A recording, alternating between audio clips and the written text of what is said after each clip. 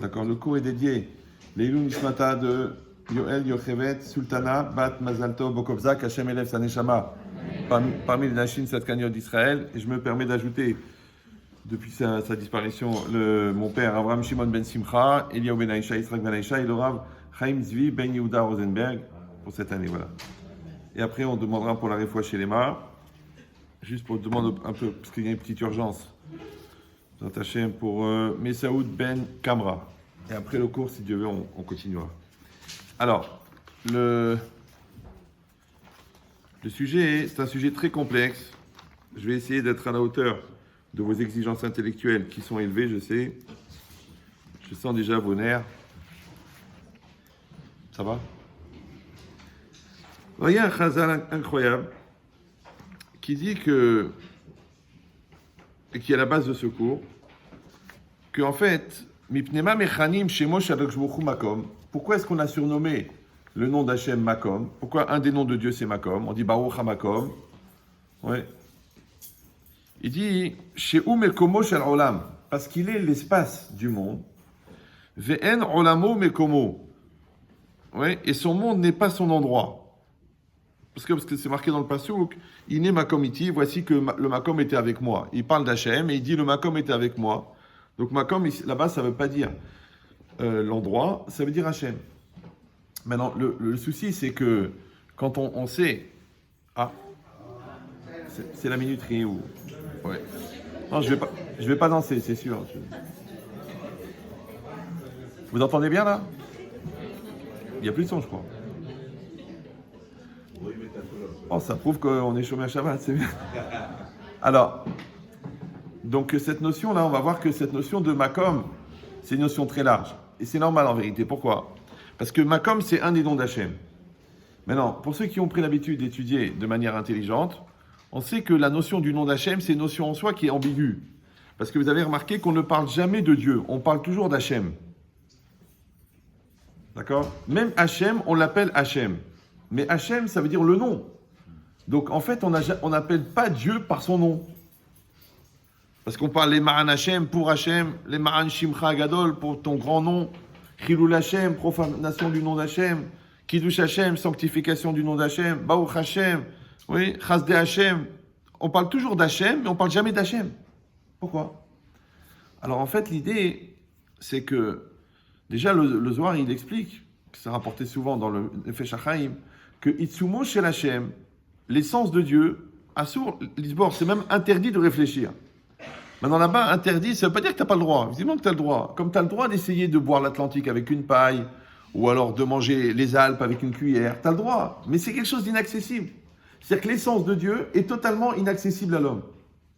Maintenant, qu'est-ce qui est accessible à l'homme chez Dieu? Seulement la partie que Dieu lui-même a rendue accessible. Maintenant, comment on appelle la partie de Dieu accessible à l'homme? On appelle le nom de Dieu. Donc le Rav Chaim Friedlander, il dit que Shemot Shel HaKadosh Zepanim, ce sont les facettes. Maintenant, les facettes, c'est quoi? C'est ce qu'on perçoit. De la même manière, quelqu'un, il parle de son père. Tu connais ton père. C'est mon père. Attends, c'est mon père. J'ai côtoyé mon père, j'ai connu mon père. Et alors, Alénou, à 120 ans, quand il s'en va, et les gens, ils viennent pour parler. Il dit, je vais t'expliquer qui c'était ton père. Et voilà qu'est-ce qu'il m'a fait. Et voilà ce qu'il a fait au régiment. Et voilà comment il a fait à l'école. Et c'est lui qui paye la Seuda Shlichit. Et c'est lui qui a secondé. Et c'est lui qui a aidé cette famille. C'est lui qui a marié ces gens-là. Et toi, tu ne savais pas. Donc, en vérité, tu croyais que tu connaissais ton père. Tu ne connais pas. Alors, qu'est-ce que c'est le nom? On ne parle pas du nom de l'état civil, le nom qui est donné à la naissance. Non, on parle du Shem, c'est-à-dire de la réputation. Tov Shem Mishemen Tov, il est mieux une bonne réputation que de la bonne huile. Pourquoi? Parce que si les gens, ils ont confiance en toi parce que tu as une bonne réputation, tu peux leur emprunter 7 millions d'euros. Mais si tu as une mauvaise réputation, même un centime, ils ne te le donnent pas. Donc, Tov Shem Mishemen Tov. Maintenant, la réputation, c'est quoi? La réputation, c'est l'image complexe formée par l'ensemble des éléments perçus chez une personne. Vous suivez ou non? Tu as vu quelqu'un vivre, tu l'as vu vivre. D'accord? Par exemple, tu as vu que quelqu'un, il était généreux. 10 fois, 20 fois, 30 fois, tu peux dire il est généreux. Donc il a un nom, il a une réputation de généreux. Quelqu'un, il est embêtant, il est stressant, il est angoissant, il est insultant, il est laxiste. Et il est laxatif. Ouais, c'est-à-dire il génère chez les autres une facilité de transit. Il y a des gens comme ça. Tu vois leur numéro, tu as envie d'aller aux toilettes. C'est un phénomène. J'ai dit à des gens, mais arrêtez la vente par correspondance, allez, lancez-vous dans la lutte contre la constipation, vous avez une capacité à aider. Mais c'est quoi l'idée? C'est que la personne, c'est son shem. Elle a un shem. Déjà qu'elle arrive, déjà tu dis, ouais. Donc si on dit que le shem, c'est encore une fois l'image complexe qui est construite par l'ensemble des éléments qu'on a captés de quelqu'un. Or, qu'est-ce qu'on capte de quelqu'un? On capte de quelqu'un ses ma'asim, ses actions. Or, les actions représentent la personne. Pourquoi on est jugé pour nos actions? En vérité, peut-être que je peux dire, moi, ma personne et mes actions n'ont rien à voir. Non. En vérité, parce que tes actions, ils sont l'expression de ton kohar. Oui, le kohar, c'est quoi? C'est la force. Maintenant, dans les dommages, le kohar, c'est que si moi, je casse, je mets un coup de poing dans une vitre, dans les lois des dommages, j'appelle Goofy. C'est mon corps qui a cassé. Mais si moi, je jette une pierre et que la vitre se casse, pourquoi je dois payer la vitre? C'est Kochi, c'est ma force. Maintenant, en quoi ma force me représente? Puisque c'est la gravité terrestre aussi qui a participé pour emmener la pierre là-bas. Si toi, tu es à l'origine du mouvement, ça s'appelle Kohar. Ouais. Or, un Kohar, toujours lui, il explique aussi le Nefesh HaChaim, c'est aussi comme un malach. Parce que un malach, c'est Kohar, il dit. Ouais. Et qu'est-ce que c'est un malach? En vérité, c'est un ange. Et c'est quoi un ange? C'est pas une créature ailée, toute plumée, qui se balade dans l'espace. Non, c'est l'expression d'une volonté d'Hachem. Or, on a vu, Vaishlach, Yaakov Malachim, qu'est-ce qu'il dit Rashi? Il n'y a que les rabbins qui répondent. Hein. Vous savez qu'à partir d'un certain niveau d'ignorance, il faut envisager la conversion. Bah oui, tu prends un goy de Bretagne, qui connaît rien.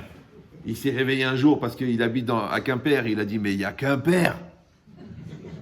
Et maintenant, tu le vois, il fait du Mishnah Brura au bout de 2 ans.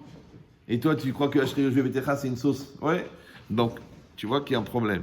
Donc, ça veut dire qu'il faut savoir. On est condamné.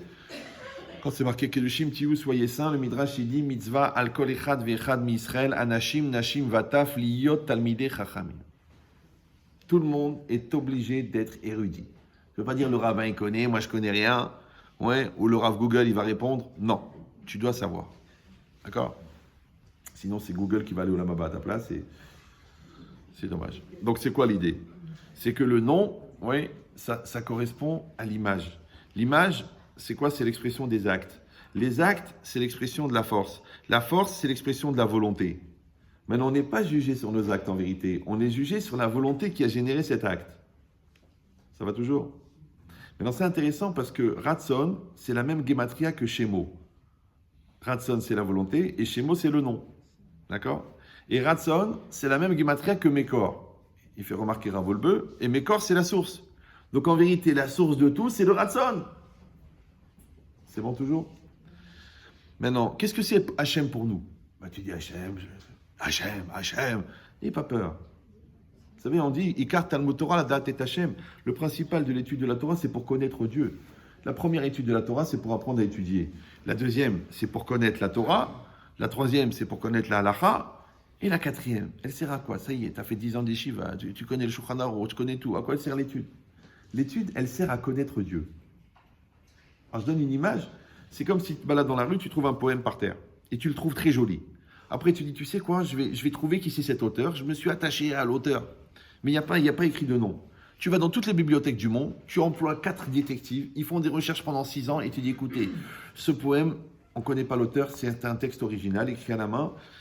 C'est impossible de connaître l'auteur. Ah, il reste une seule chose, analyser le texte pour connaître l'auteur. Comme on faisait à l'école, si vous vous rappelez en première, on faisait des analyses de texte. Et grâce à ça, on essayait de déterminer la personnalité de l'auteur. Et bien imagine qu'Hachem, il y a 3500 ans, il a écrit un poème qui s'appelle la Torah. Ouais. Et nous, en étudiant la Torah, on essaie de connaître Hachem. Ça va? C'est ça, Ikar Talmud Torah, la date est Hachem. C'est pour ça d'ailleurs que le Ramban, il rapporte dans l'Agdama de Bereshit, que Kol la Torah Kula Tzirufei Shemot. Toute la Torah entière, ce ne sont que des associations de noms divins. Donc nous, on est parti du nom de Dieu, vous vous rappelez, d'accord? Et on est arrivé à la Torah. Et la Torah tout entière, ce ne sont que des noms divins. Ça veut dire quoi? Non, c'est le Ramban qui parle. Vous me suivez ou non? C'est pas Gad ou Cyril, c'est le Ramban. Donc, si vous dites ça, ça veut dire que c'est Emet. Ça veut dire que si vous prenez les 312 000 lettres de la Torah, vous en faites un carré, et vous mettez sur le côté tous les noms divins qu'on connaît, d'accord? Hachem, Yudke Vavke, Elohim, Kel, Rachum Vechanoun, Eke Ashereke, d'après certains décisionnaires, c'est aussi un nom divin. Et vous cherchez tous les noms divins qui sont dans la Torah, dans l'ordre, dans le désordre, par saut de lettres, de 7 lettres, de 49 lettres, à l'envers, dans la valeur numérique, dans la forme de la lettre. Vous enlevez tous les noms divins de toute la Torah, il n'y a plus une seule lettre de libre. C'est le Ramban. Kol Torah, Kula, Tirufé, Shemot. Toute la Torah entière ne sont que des associations de noms divins. Tu dis, mais j'ai bien vu Bereshit Bara Elokim et Hashamayim ve'et j'ai bien vu Vaishlach Yaakov Malachim. Ah, ça c'est au niveau du pshat, au niveau du sens simple, littéral, la dimension superficielle. Mais au niveau du sod, au niveau du secret de la Torah, il n'y a que des noms divins dans la Torah. Alors quand vous savez que c'est marqué dans le Zohar, que c'est marqué dans le Midrash Tanchuma que 974 générations avant la création du monde, Dieu il a créé la Torah. Et après c'est écrit dans le Zohar, Istakel Boraita Bar Alma, Hachem il a regardé dans la Torah, ensuite il a créé le monde. Donc vous comprenez qu'en fait le monde n'est qu'une projection de la Torah. Et étant donné que la Torah, ce ne sont que des noms divins, donc la réalité n'est qu'une projection des noms divins. C'est QFD, ce que fait Dieu. Ça va ? Maintenant, si je dis que la réalité n'est que la projection de la Torah et que la Torah n'est que des noms divins, donc vous comprenez comment des Mekoubalim, à l'époque, en manipulant des noms divins, ils ont manipulé la réalité. Ils ont manipulé la matière. Alors, ils appelaient ça à l'époque la sorcellerie, après ils ont appelé ça l'alchimie, après ils ont appelé ça la chimie. Mais la chimie au départ, c'est quoi ? C'est la manipulation de l'essence. Mais eux, ils sont arrêtés à la partie voyante, parce que Esav, c'est Assouï. Assouï, il voit que la partie faite, finie, extérieure, petite, limitée, matérielle. Alors que Yaakov, il a un autre cas. Parce que Yaakov, c'est quoi Yaakov ? Il n'y a pas de vav dans Yaakov, vous savez quand ça s'écrit ? Ouais. Ça s'écrit Yud Ekev. Yud, c'est la chorma. Ouais. Et Ekev, c'est le talon. C'est-à-dire qu'un juif, toute sa vie, avec tout ce qu'il a appris, il est encore au talon de sa chorma. Alors que l'autre, Esav, il est déjà fini depuis le départ. À 6 mois, c'est terminé, il n'y a plus d'évolution. Je ne sais pas si vous me suivez. Maintenant, je ne vous ai pas parlé de goy et de juif, donc chacun il verra dans quelle catégorie il est. Zian. D'accord ? Donc il faut être un Yaakov, il faut repousser les lignes, il faut encore apprendre, il faut encore développer. Quand tu vois que Rav Eliashiv à 103 ans, il avait des questions, et que l'autre à 17 ans, il pense qu'il a tout compris, tu dis lequel des deux s'appelle Brel, alors que l'autre de 17 ans, il s'appelle déjà Jacques. Donc tu sens qu'il a il est un peu porté quoi, vers le... Donc Baruch Hashem, alors qu'est-ce qu'on a ? On a le nom d'Hachem, qui est la Torah. Ok, ça veut dire que... Et on a d'un autre côté le nom d'Hachem, qui est une facette de Dieu. Je sais que c'est un petit peu abstrait comme ça, mais d'un côté, ça vous fait faire 8 ou 9 ans d'yeshiva en 1 heure. D'un autre côté, ça peut vous permettre de comprendre des choses que peut-être vous n'aurez pas l'opportunité de comprendre, parce que même dans les yeshivot, ils ne les étudient pas. Mais c'est quoi l'idée ? Et c'est très très important d'avoir une lecture profonde de la Torah.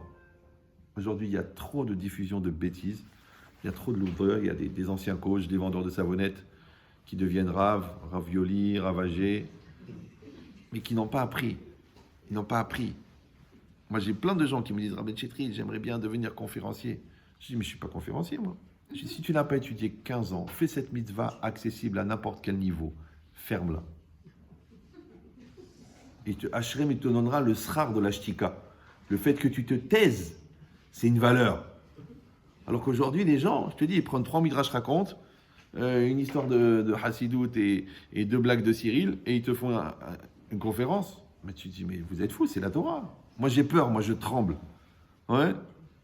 À l'époque, il y a 20 ans, Raveman, il m'avait dit, il ne faut pas être emprisonné par les Hazal. Mais même ça m'a pris du temps pour comprendre. Ouais. Mais la Torah, miyasheret et da'at. Ça veut dire qu'il faut que tu en manges des Gmarot, et des Tosfot, et des Ran, et des Marsha, et des Sha'ar et Yosher, et des Rafraïm, et des Tivot Amishpat, et des Taz, et des Shach. Après, tu vas commencer à parler. Mais les gens, ils font tchouva 3 semaines après. Un botaï, la barbe, c'est très important de le dire, c'est comme les mauvaises herbes, ça pousse tout seul. Moi, mes élèves, quand ils me disent je veux mettre le chapeau, je dis avant de mettre le chapeau, il faut avoir des oreilles. parce qu'il va tomber sur les épaules. Donc tu te fais une belle tête, des grandes oreilles pour bien apprendre, ouais, et après tu mets le chapeau. C'est bien. C'est normal. Parce qu'après, tu vas venir chez moi pendant 20 ans après, tu vas me dire c'est vous qui m'avez fait porter le chapeau. Moi, je t'ai rien fait porter du tout, moi. Donc ça veut dire qu'il faut avoir une exigence de donner une Torah profonde, ouais. Et d'un autre côté, il faut que la personne elle-même, qui se permet de prendre la parole devant un Kaal Kadosh, parce que vous êtes des Neshamot, il faut que lui-même il ait quelque chose à dire d'important, sinon il vaut mieux se taire. Pas de lecha. Pour être une vedette, mets-toi tout nu. Ouais. Voilà. On ferme la parenthèse. Mais dans cette idée-là, c'est pour ça que je dis, c'est un peu abstrait ce que je dis, mais vous allez voir, si Dieu veut, quand vous allez prendre la vision entière, vous allez dire boum.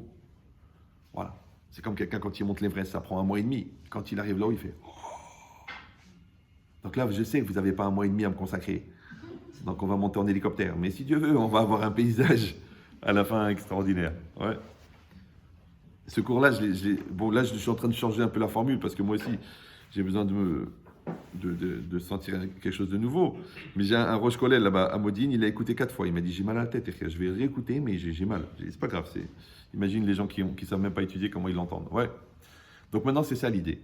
L'idée, c'est de dire que le nom d'Hachem, en fin de compte, c'est ce que nous avons de Dieu. C'est-à-dire, c'est ce que lui, il a été d'accord de nous montrer. D'accord ? Et que ce que nous, on perçoit, encore une fois, selon notre étude de la Torah, selon notre capacité à synthétiser, selon notre capacité à approfondir, c'est ça ce qu'on va percevoir. Maintenant, tout ce qu'on fait, on le fait pour le Shem. Donc, il y a un Shem, parce que ce soir, on va parler de ce Shem qui s'appelle Makom. On pourrait parler du Shem qui s'appelle Shabbat, parce que Shabbat, Shema Dekutcha Berichu. On pourrait parler du Shalom. Les gens, ils croient que le Shalom, c'est un état. C'est que dans la maison, il y a le Shalom. Non, c'est que quand tu remplis certains critères, il y a un nom de Dieu qui s'installe dans la maison qui s'appelle Shalom. En fait, le Shalom, c'est une formule, Shin Lamed Vav Mam, même, c'est une formule d'énergie divine, harmonieuse, dans un espace limité qui s'appelle ta maison. Ce qu'on appelle vulgairement la Shekhinah. Quand tu as la Shekhinah, ça veut dire que tu as rempli certains critères qui font que le Shalom, il est chez toi à la maison. Mais quand Chazvé Shalom, il n'y a pas de respect, il y a des nerfs, il y a des insultes, il y a de la Touma, il y a des manques de respect, la Shekhinah, elle s'en va. Quand la Shekhinah, elle s'en va, il n'y a plus le Shalom. Vous suivez ou non? Mais pas parce qu'on s'est mal conduit. Parce que se conduire, c'est créer les critères pour que le Shalom vienne. Dans tout, c'est pareil. La santé, c'est pareil. La vérité, ne prenez pas mal. Ouais. Mais c'est quoi la maladie? La maladie, c'est que quand la Neshama quitte le corps, la personne, elle meurt. Quand la Neshama quitte en partie, la personne, elle tombe malade. C'est pour ça que quand l'épidémie se diffusait à l'intérieur du Ham Israël, qu'est-ce qu'il a fait Aaron? Il a couru avec les Kétoret, et là où il passait, ça arrêtait l'épidémie. Mais ça veut dire quoi l'épidémie? Ça veut dire que l'épidémie, elle est en train de se développer, et elle s'arrête là où il vient, parce que qu'est-ce qu'il fait lui? Lui, il vient avec les Kétoret, les Bnei Israël, ils voient les Kétoret, ils voient Aaron, ils voient quelqu'un qui les aime, ils font tchouva. Ils font tchouva, l'épidémie, elle s'arrête. C'est pour ça que Tosfot, là-bas dans Rosh Hashanah, il dit que pourquoi on prie pour la réfoua, de toute façon c'est Mina Shamaïm. Il dit le début de la maladie, il est fixé à Rosh Hashanah. Mais la fin de la maladie, elle dépend de la Teshuvah. Et c'est quoi la Teshuvah? La Teshuvah, c'est quoi? La chouve. La chouve, c'est quoi la chouve? C'est revenir. Mais qui revient où? De toute façon, tu n'as pas quitté la maison, toi. La chouve, c'est que tu ramènes ton da'at dans son makom. Et c'est quoi le makom du da'at? C'est l'intérieur de la personne, dans lequel il y a Veshachantim Betochaim, Hachem. Donc tu sais d'où vient la maladie? La distance entre le da'at et toi. Comment on appelle la distance entre toi et le da'at? On appelle les sahadat. Les sahadat en hébreu, ça veut dire quoi? En français, perte de conscience, perte de maturité, perte de présence d'esprit. Ça veut dire que quand ton da'at te quitte, automatiquement le corps il tombe malade. Pourquoi? Parce que c'est quoi la santé? La santé, c'est que l'énergie de l'âme est diffusée dans le corps. Le problème, c'est que le vecteur directeur qui transmet l'un à l'autre, c'est le da'at. Donc quand tu enlèves le da'at, l'énergie de l'âme ne vient plus dans le corps. Et le corps, quand il ne reçoit pas l'énergie de l'âme, il tombe malade. Ça va? Maintenant que l'énergie ne passe pas parce que tu fais des fautes, donc tu enlèves le da'at, ou parce que tu n'as pas confiance en toi, tu enlèves le da'at, ou parce que tu ne te connais pas, tu enlèves le da'at, ou parce que tu ne t'aimes pas, parce que aimer, c'est quoi? A'ava, c'est echad, echad c'est un. Donc quand tu ne fais pas un avec ton corps, donc l'énergie du corps, l'énergie de l'âme n'atteint pas le corps. Regardez souvent que les gens qui ont des problèmes de peau, des problèmes de zona, de psoriasis, ils ont des problèmes de respect d'eux-mêmes. Ou alors ils ont des problèmes de stress. Et c'est quoi le stress? Le stress, c'est la distance établie entre la personne que tu devrais être et la personne que tu es. En français, ça s'appelle l'absence de soi. Donc comme le soi, il n'est pas là, qui c'est qui va faire le lien entre l'aneshama et le corps puisque tu n'es pas là? Voilà. Vous suivez ou non? Donc il y a du stress. Donc il y a de la maladie. Donc Aodon Kolo, il manque le Da'at. Et le Da'at, c'est le lien avec Dieu. Maintenant, si toi, à quoi ça te sert d'avoir une ampoule si tu n'as pas le lampadaire? À quoi ça te sert d'avoir la chaîne IFI si tu n'as pas le câble? Maintenant, le câble qui permet d'avoir de la musique dans la chaîne IFI, qui te permet de te relier à la prise, tu l'as pas. Eh bien, le câble, c'est le Da'at. Le câble, c'est la personne. Ouais. C'est pour ça qu'on parle toujours de Shlita Taratson, Jvira Taratson. Mais en vérité, c'est quoi? C'est qu'un homme, il doit maîtriser la volonté. Mais la volonté, elle vient d'où? Vous savez ou non? Il faut sortir un petit peu. Ouvrez vos yeux. La volonté vient de la Neshama.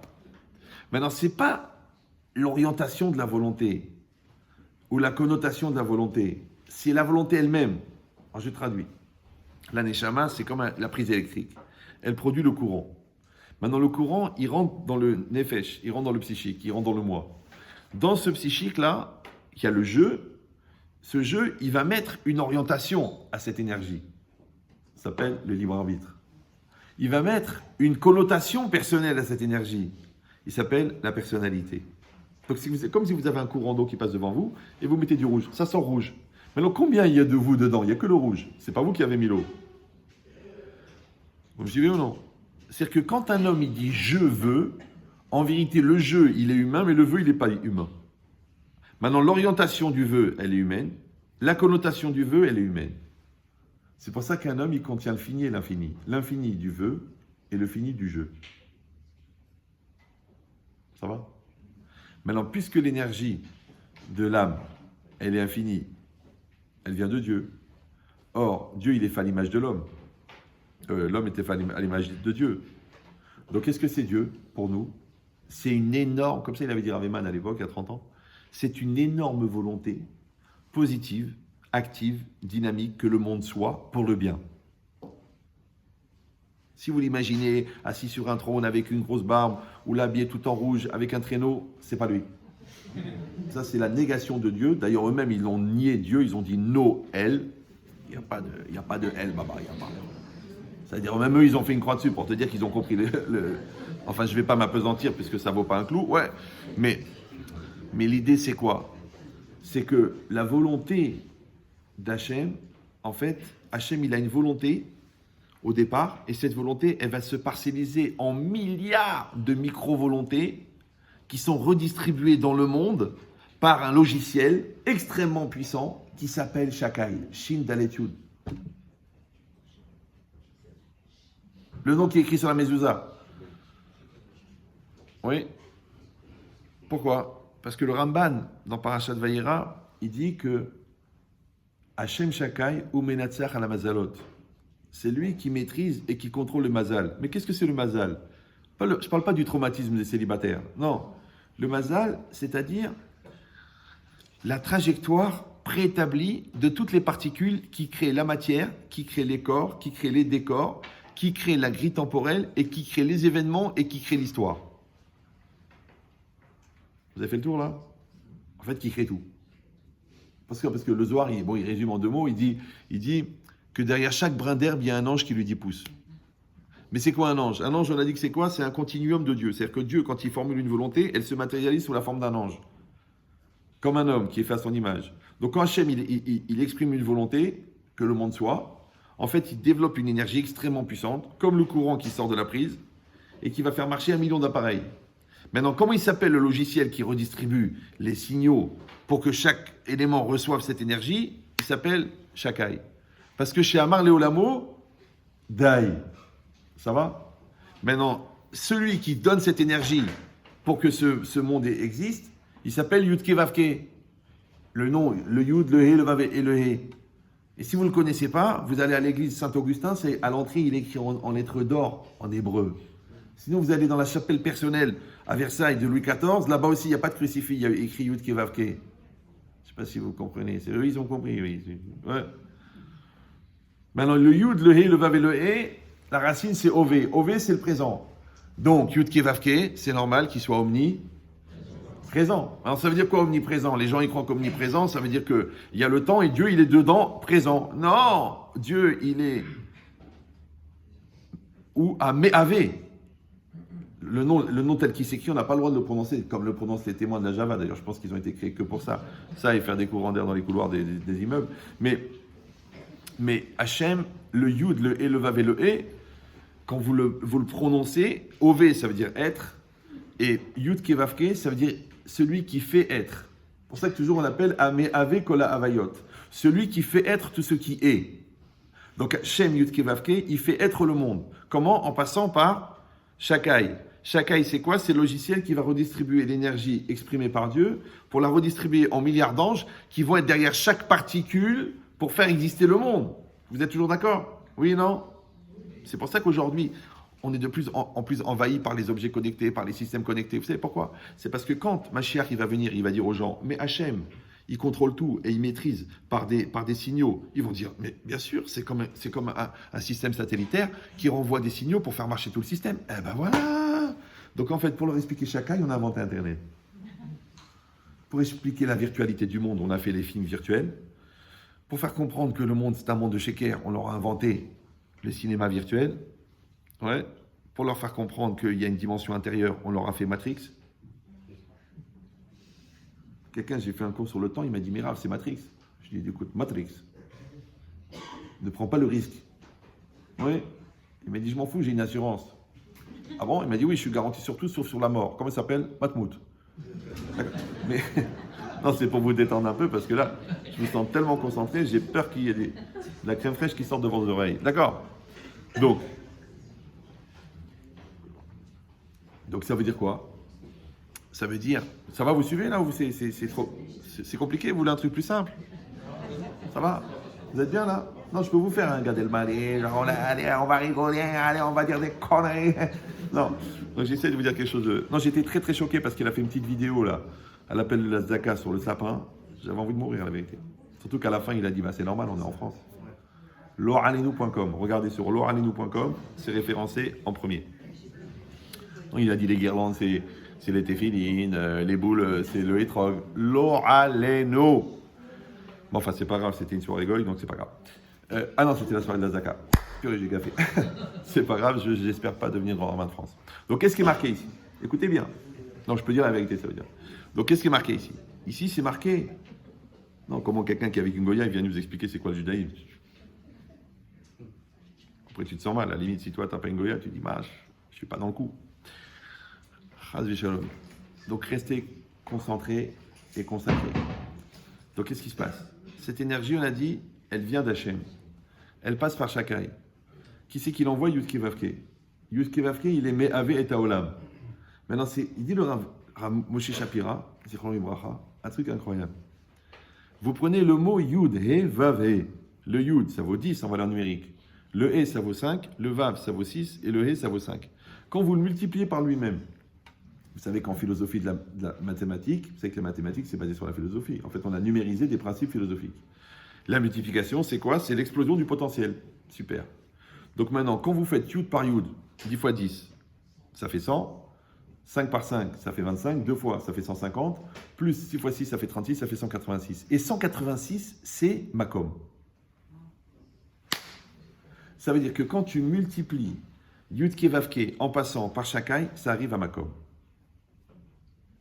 Donc vous voyez un peu le décor, il est un peu posé là. Vous vous rappelez qu'on est en train de parler de Makom là? Et vous avez remarqué que je ne regarde pas la feuille, parce que depuis tout à l'heure, je suis en improvisation 99%. Parce que j'ai dit, je vais faire quelque chose de nouveau, parce que Mehadesh Bechol Yom Tuvo, Maaseh Bereshit et Kretei méritent quelque chose de valeur. Écoutez bien ce qui est marqué ici. Makom, c'est la résultante d'entre guillemets, de l'explosion positive, d'accord, de Yud Kei Vav Kei. Maintenant, Yud Kei Vav Kei, tu ne le verras jamais. Parce que justement, il doit rester caché. C'est même pour ça qu'on n'a même pas le droit de le prononcer. Quand on prononce Aleph, Dalet, Nun, Yud, Adnout. Mais on ne peut pas dire, On ne peut pas dire le mot Yud Kevavke. Pourquoi? Parce qu'il appartient toujours au monde caché de celui qui fait être. Or, celui qui fait être n'apparaît jamais directement dans la réalité. Parce qu'il y a celui qui fait, il s'appelle Adonakol, et celui qui fait être. Ça va? Super. Donc maintenant, quand le nom Makom il apparaît dans notre conférence, ouais, et dans notre espace, c'est-à-dire dans notre circonférence, ouais, Makom, il dira Moshe Shapira, ça vient du mot Mekayem. Mekayem, c'est quoi? Kayam, c'est ce qui existe. Mekayem, c'est ce qui fait exister. Alors lui, il donne cette définition extraordinaire, qui va être la base de la compréhension, si Dieu veut. C'est Ame Afsher Aviato Shel Davar. C'est ce qui rend possible l'existence d'une chose. Donc le mot Makom ne veut pas dire espace, ne veut pas dire lieu. Il veut dire ce qui rend possible l'existence d'une chose. C'est Rav Moshe Shapira. Vous n'êtes pas obligé d'être d'accord, mais ça va vous prendre à peu près 4 vies pour le contredire. Mais allez-y, faites la fac, le bouddhisme, allez chercher, c'est pas grave, il n'est pas pressé, lui, il a le temps. Ouais, il vous dit un yesod, c'est Rolami. Ouais. Donc encore une fois, si je dis que Makom ne veut plus dire lieu, ne veut plus dire espace, encore une fois dans la Torah profonde, hein, parce que Pshat et Tipesh, c'est les mêmes lettres, donc on va dans la Torah profonde. Donc, qu'est-ce que ça veut dire Makom? Ça veut dire ce qui rend possible. Alors venez, on réfléchit. Ici, on est à Créteil, d'accord? Dans un terrain qui est noté au cadastre. Au cadastre, il n'y a pas écrit synagogue. Il y a marqué lot numéro 421, par exemple. Ouais. Sur cet endroit-là, on a construit une synagogue. On aurait pu faire une usine ou une patinoire. On a fait une synagogue. Ok. Donc, c'est le terrain qui a rendu possible la construction de la synagogue. Imagine qu'à l'époque, on avait construit la synagogue, mais on était encore en recherche de terrain. Ça n'existe pas, ça. Ouais. Il y avait 122 hélicoptères de transport russes qui tenaient en l'air la synagogue. Et pendant ce temps-là, tout le président et le Rav, ils étaient en train de chercher partout, si Dieu veut, que Dieu fasse qu'on ait un terrain. Mais non, il y avait d'abord un terrain, et le terrain a rendu possible la synagogue. Ok, ça s'appelle un makom géographique. Ok, mais encore une fois, ne le regarde pas comme l'espace dans lequel on a construit, regarde-le comme ce qui a rendu possible l'existence d'eux. D'accord. Après, il y a le lieu intellectuel. Par exemple, là, je suis en train de parler, vous m'écoutez. Quand je parle, vous créez un espace dans votre tête qui s'appelle l'écoute, la tolérance, la concentration. Si cet espace, il est pollué parce que vous pensez à autre chose ou parce que vous jouez avec votre téléphone, automatiquement, vous dites « Ah, je comprends pas ce qu'il dit, qu'est-ce qu'il veut, qu'est-ce qu'il raconte ?» C'est normal, t'écoutes pas. D'accord. Moi, je suis pas obligé d'être plus pédagogique que ton absence de conscience. Encore moins d'intelligence, d'accord. Donc, ça veut dire quoi? C'est-à-dire que la personne, en vérité, elle crée un espace. De la même manière, un texte, il crée un espace. Quand le Tosfot, il a écrit le Tosfot, il a créé ce qu'on appelle un espace intellectuel. Ça veut dire que ce Tosfot-là, tel qu'il est écrit, ouais, il va donner possibilité de comprendre certaines choses, il va donner possibilité de faire certaines halachot qui sont engagées jusqu'à la fin des temps. Maintenant, si toi tu veux faire rentrer quelque chose dans le Tosfot qui ne rentre pas dedans, qu'est-ce qu'on dit en hébreu? En makom lazé batosfot. Il n'y a pas de lieu pour cela dans le Tosfot. En français, on dit il n'y a pas lieu de penser.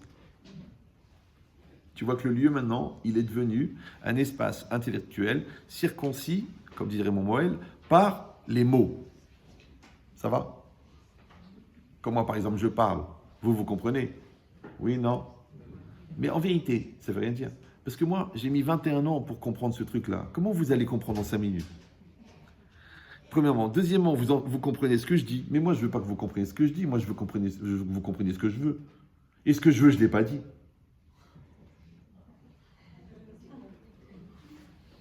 Bah, si je dis ce que je veux, il faut qu'on reste pendant 6 mois ensemble à parler tous les jours, toute la journée, 8 heures par jour. Mais j'ai pas le temps. Et vous aussi, vous n'avez pas le temps. Alors, je vous donne un secret. Puisqu'on a dit que le Ratson, il est nové à Neshama, le Ratson, il vient de la Neshama, et que le Maharal de Prague, il dit que Ahava, Zeshaviut Taretzonot, l'amour, c'est l'équivalence des volontés, et que Ahava, c'est la valeur numérique de 1, et que quand vous m'écoutez, il y a un pont qui se crée entre ma volonté d'exprimer et votre volonté d'écouter. Et ce pont de volonté, il fait passer les messages bien plus que les mots que je prononce. Vous me suivez ou là?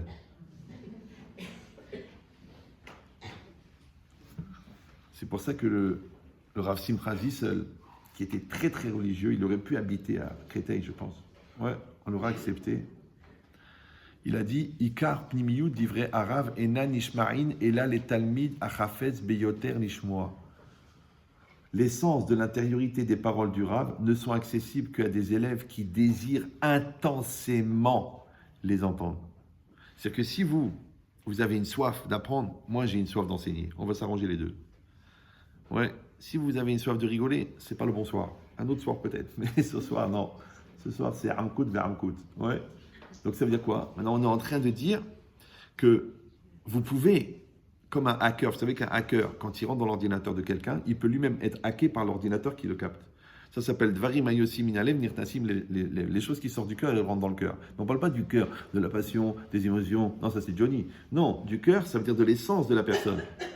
Maintenant, moi, je vais aller chercher des choses dans mon essence, c'est-à-dire tout ce que j'ai travaillé, tout ce que j'ai étudié, tout ce que j'ai enseigné, tout ce que j'ai expérimenté depuis 30 ans, je vous le donne en extrait, purifié, clarifié, nettoyé.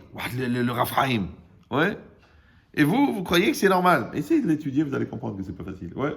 Mais quand vous le prenez, pour ça, il faut que vous ayez cette soif. Quand la soif est établie, tout passe. Maintenant, ça marche dans les deux sens. Ça veut dire que moi, je vais essayer de faire transmettre un message, mais vous, votre soif d'apprendre, elle suscite chez moi des combinaisons que moi, je n'ai pas envisagées, puisque votre soif, elle génère chez l'élève. Pour ça, mitalmidai, yoter mirabotai. D'accord? Des élèves, on n'a plus appris que des maîtres. Mais puisque l'homme, il est fait à l'image d'Hachem, et que l'homme, il gère une influence, que Dieu, il envoie une influence dans le monde, et que l'homme, lui, il développe une influence, donc la communion des volontés de l'homme et de Dieu, ce qu'on appelle la Hirat Shamaïm, la Havat Hashem, elle fait que le tzaddik, lui aussi, peut influencer, entre guillemets, la volonté de Dieu. Parce que tzaddik gozer, Akjouchou Mekayem. Le tzaddik il fixe, Hashem il accomplit. Je ne sais pas si vous comprenez le niveau de liberté que la Torah, elle propose à l'homme de devenir partenaire en temps réel de l'existence du monde. Et l'autre, il te dit, tu peux développer ton pouvoir d'achat parce que je t'ai donné 50 € d'achat chez Auchan. Et tu crois que tu as le pouvoir. Oui. Toi, tu as le choix parce qu'on t'a donné 200 chaînes de télé. Alors qu'en vérité, on t'a donné 200 chaînes pour t'enchaîner parce que ces 200 chaînes, elles font que tu n'ouvres jamais la Torah. Qui, elle, te donne la liberté. C'est-à-dire que le Yetzer Hara, il va te donner la fausse liberté pour que tu renonces à la vraie liberté. Vous voyez cette logique-là? C'est pour ça que c'est marqué. Aroskin Batora, Elu Em Benechorin. Ceux qui étudient la Torah, qui appliquent la Torah, ce sont eux les hommes libres. Pourquoi? Pas parce que la Torah elle libère. Non. C'est à cause de toutes les midotes que tu es obligé de développer pour acquérir la Torah. Et ces midotes-là, elles libèrent. C'est-à-dire que tu dois travailler ta modestie, tu dois travailler ta dépendance à la matière, tu dois travailler ta kedusha, tu dois travailler ton intelligence, ta finesse, tu dois travailler d'être modèle à aimer. Tous les 48 midotes. Les 48 midotes. Ça va? Non, j'ai enlevé la batterie.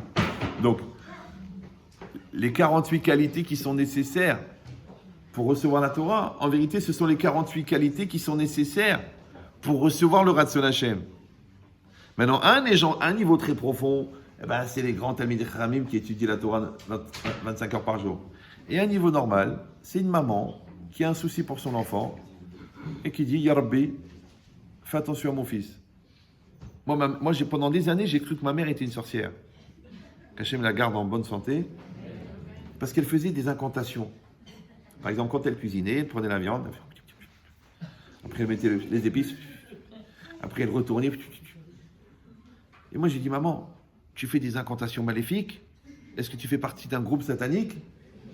Elle m'a dit, Hasbe Shalom, mais je prie pour vous, que la viande elle t'ouvre l'esprit, que ce plat de Shabbat il vous donne l'amour de la Torah, qui est la paix avec vos frères. Et priez toute la journée, il ne savait pas dire bonjour, il n'y a pas bonjour, Napibès, comment ça va, Kachemité, il te protège, il t'accompagne, il n'y a pas, je parle pour rien. Moi j'étais en pleine crise de philosophie, imagine j'avais 16 ans, je vois ma mère qui cherche le balai dans la maison. Elle dit, Ya Rabbi, où il est le balai? Et moi je dis, maman, Hachem il gère l'univers, tu lui demandes ton balai? Elle m'a dit, bien sûr, d'ailleurs le voilà. C'est-à-dire le bon Dieu, il a aidé à trouver le balai. Vous savez ou non? Donc il y a deux genres de Dvekut Bachem, il y a deux manières d'être collé à Dieu. Soit c'est la manière analytique, d'accord, c'est-à-dire 52 ans d'études de la Torah dans l'espoir d'arriver Bezrat Hashem à Yichud Hashem. Et il y a la Tmimout. Dieu il est avec moi, Dieu il s'occupe de moi, Dieu il me parle, Dieu il me parle dans les rêves, Dieu il m'accompagne, Dieu il me trouve le balai, Dieu il me trouve le produit, j'ai plus mes yeux mais Dieu il m'emmène dans le bon endroit dans le journal. Hashem il fait ça. D'accord? Mais ça c'est intuitif et ça c'est analytique. Mais encore une fois, quand on parle du Makom, ça veut dire que quelqu'un il va réfléchir que puisqu'Hachem il est Makom, et que Makom ça veut dire ce qui rend possible, ça veut dire aussi que si moi je n'ai pas créé chez moi un Makom pour Hachem, c'est-à-dire ce qui rend possible Hachem chez moi, Hachem n'est pas là. Vous suivez ou non? Moi je parle des religieux maintenant. Les non-religieux, je ne sais même pas qu'Hachem leur envoie au chez les mains. Ouais. Mais même les religieux, vous savez, on peut accomplir les mitzvot. Mais si on n'a pas fait rentrer Hachem dans son cœur, c'est de la culture. C'est vrai que c'est marqué Vayadarta, Va Hashevota et Levavecha. Tu sauras et tu graveras, tu rentreras, tu ramèneras dans ton cœur. Et le cœur, c'est quoi? C'est, on a dit, c'est l'essence de la personne, c'est le centre de la personne, c'est le mécor. Pour ça, toujours Rav Dessler, il dit Alev ou Ametsiout. Le cœur, c'est la réalité. C'est-à-dire ce que tu es vraiment, c'est pas ce que tu montres, c'est pas ce que les gens voient, c'est pas ce que tu crois, c'est ce que tu es. Maintenant, il n'y a que toi qui peux savoir qui tu es. Il s'appelle Davar Amasour Lalev. Maintenant, est-ce que dans cet endroit-là, que toi-même, tu as dit Veshahanti Betocham, ouais, Altikhe Betocho et la Betocham, ouais, est-ce que toi, tu penses que Hachem, il est en toi? Bah, tu dis, écoute, j'espère, Linéder, que Dieu fasse. Non, là, tu peux pas dire que Dieu fasse, parce que c'est toi qui dois le faire. Le Rav Yerucham Alevi, il dit, Kol avoda shel ben adam, tout le travail d'un homme, c'est de faire, qui crée Metziut Hachem Belibo. Il crée une réalité de Dieu dans le cœur. Alors, c'est quoi une réalité de Dieu dans le cœur? C'est qu'à force d'accomplir les mitzvot, à la fin, elles vont rentrer dans ton cœur. C'est comme le mariage. Vous avez entendu parler de ce phénomène? Le mariage. Maintenant, les gens, ils croient qu'ils sont mariés parce qu'ils ont fait la choupa au tournelle. Non, tu es marié après des années de mariage. Parce que la pratique du mariage génère le statut d'épouse ou d'époux. Donc, c'est quoi une épouse? C'est quelqu'un qui a le souci pour son mari, qui aime son mari, qui ne pense qu'à son mari, qui ne regarde pas ailleurs, qui n'a pas les nerfs, qui n'a pas les stress, qui supporte, qui l'accroche, qui est solidaire. Mais toute cette solidarité, il a fallu la créer.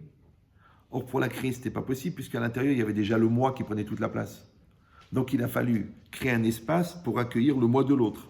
Comment on appelle l'espace que tu crées pour que le moi de l'autre existe? Ça s'appelle Messirut Nefesh. De quoi? Deux choses qui t'empêchent, l'égoïsme et l'orgueil.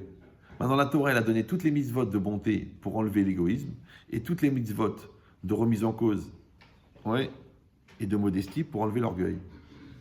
Quand tu as enlevé l'amour propre, il y a de la place pour accueillir l'amour de l'autre. Maintenant, c'est cet espace que tu as créé pour l'autre, qui s'appelle le Makom, chez la Chénie, qui fait que ton couple, il est mitkayem. Parce que quand les gens ils viennent me dire, vous savez, Rav Chetrit, 28 ans de mariage, je me suis levé ce matin, je l'aime plus. J'ai plus de sentiments, je sais pas. On dirait que ça s'est éteint. Je sais pas d'où ça vient, je sais pas comment, je sais pas pourquoi. Qu'est-ce que vous en pensez? Je dois rester, je dois me sacrifier, je dois rester pour les enfants. Alors je dis, mais JH2, c'est une formule, ça veut dire jeune Khmar au carré. Soit tu es vraiment un brel, soit tu es en pleine crise, comme on dit en PNL, de FTG, c'est-à-dire de foutage de gueule. Parce qu'une femme avec qui tu as vécu 21 ans, qui t'a fait 6 enfants, qui t'a organisé des milliers de Shabbatot, qui a supporté ta mère pendant 17 ans, pitom, tu l'aimes plus. Comme ça t'est venu, la révélation. Ouais, comme les gens qui se rendent compte que leur femme elle a grossi grâce à leur secrétaire. C'est-à-dire, maintenant qu'ils ont vu la secrétaire qui est toute mince, la femme elle a grossi d'un seul coup. Oh mais tu es grosse! Oh là là, tu es grosse! Les goïms, ils ont une phrase pour ça. Ils disent, l'amour s'arrête là où la comparaison commence. Pourquoi tu compares? Il y a une femme, elle est gentille, elle te supporte. Vous vous rendez compte que la laine du matin, c'est presque un meurtre. Le premier bisou, c'est Messirut Nefesh dans le bûcher. Et elle dit rien, la Hanina. Lui, il est là. Elle dit, écoute, il a 82 ans, ça lui fait plaisir. Alors que, rien que les vapeurs, déjà, elles décollent le papier peint. Mais qu'est-ce que t'as mangé? Mais elle dit rien, Hanina. Écoute, c'est mon mari, Dieu me l'a donné. Que Dieu le protège. D'accord? Parce qu'il a refait toutes les deux hanches. Donc c'est quoi? Vous vous dites comment on peut passer de la profondeur à la blague à une vitesse pareille? C'est bien, vous avez compris que les deux c'est pareil. Non, il ne faut pas se prendre au sérieux. On a Rav Eliashi, on a Rav Rebibo, alors nous on est des clowns, c'est bien, c'est déjà pas mal, Alvaï. Donc ça veut dire quoi? Ça veut dire, c'est très très important, ça veut dire que le makom, encore une fois, enlevez de votre tête que ça veut dire l'espace. Enlevez de votre tête que ça veut dire le lieu. Si Rabbi Moshe il a donné une définition, vous la gravez dans votre cœur. C'est ce qui rend possible un potentiel. C'est un décapsuleur de potentiel. Donc quand toi, tu comprends que maintenant le lieu, il rend possible la maison, l'espace émotionnel, il rend possible l'existence de l'autre dans ton cœur, l'espace religieux, il rend possible la place de Dieu dans ton cœur. Maintenant, si Hazve Shalom lo alenu simsilenu tout, tu n'as pas créé cette Metziut Hashem balev shelha, en Hashem, il n'y a pas. Les gens ne comprennent pas. Maintenant, si tu vois que maintenant tu as un conflit avec le voisin et d'un seul coup tu fais des embrouilles, si tu vois qu'en pleine Amida tu as des pensées dégueulasses, si tu vois que tu mens avec une facilité extraordinaire sous prétexte que c'est ta parnassa, tu dois réfléchir à Adkama, combien la Mitzvot Hashem elle est rentrée en toi. Peut-être que tu es un goy habillé en juif. Et puis tu vas dire, quand même, c'est pas possible. Ne le prenez pas mal, on est entre nous, on peut se dire la vérité, d'accord? Le Midrash, il dit qu'à la fin des temps, Mashiach, il va venir, il va dire où est le peuple juif, on va demander à Avram, il a dit, tu les connais? Ceux-là, il dit, je les connais pas. Ils vont venir avec talit, tfilin, sur la tête, ils vont dire, on est les descendants de Yaakov, Hachem, il va dire, Avram, il va dire, je les connais pas, Israël, il dit, je les connais pas. Yaakov, il va dire, je les connais pas. C'est rien que Rachel qui va venir et qui va plaider la cause du Ham Israël. Donc, je ne sais pas si vous comprenez, même si tu le prends au niveau du pshat, ça veut dire qu'on peut arriver à une telle distance de la définition du juif d'après la Torah que même Avram Avinu, il ne nous reconnaît pas. Mais il y a pas, et c'est écrit là-bas, avec le talit et les tfilin. Pourquoi? Parce que le Rav Dessler, il explique toujours que la galoute, c'est pas un problème géographique. C'est quand la majorité du Ham Israël n'a pas une émouna très très forte en Hachem, ça s'appelle la galoute. Même si tu es en Israël. Et si la majorité d'Israël, elle a la émouna Bachem Belibo, ça s'appelle Giloui. C'est ça la différence entre galoute et Giloui. Maintenant, aujourd'hui, on fabrique des substituts de crevettes. On fabrique même des substituts de voitures. On substitue des substituts, des copies de films. On fait des copies de logiciels. Tu crois qu'on peut faire des copies de juifs?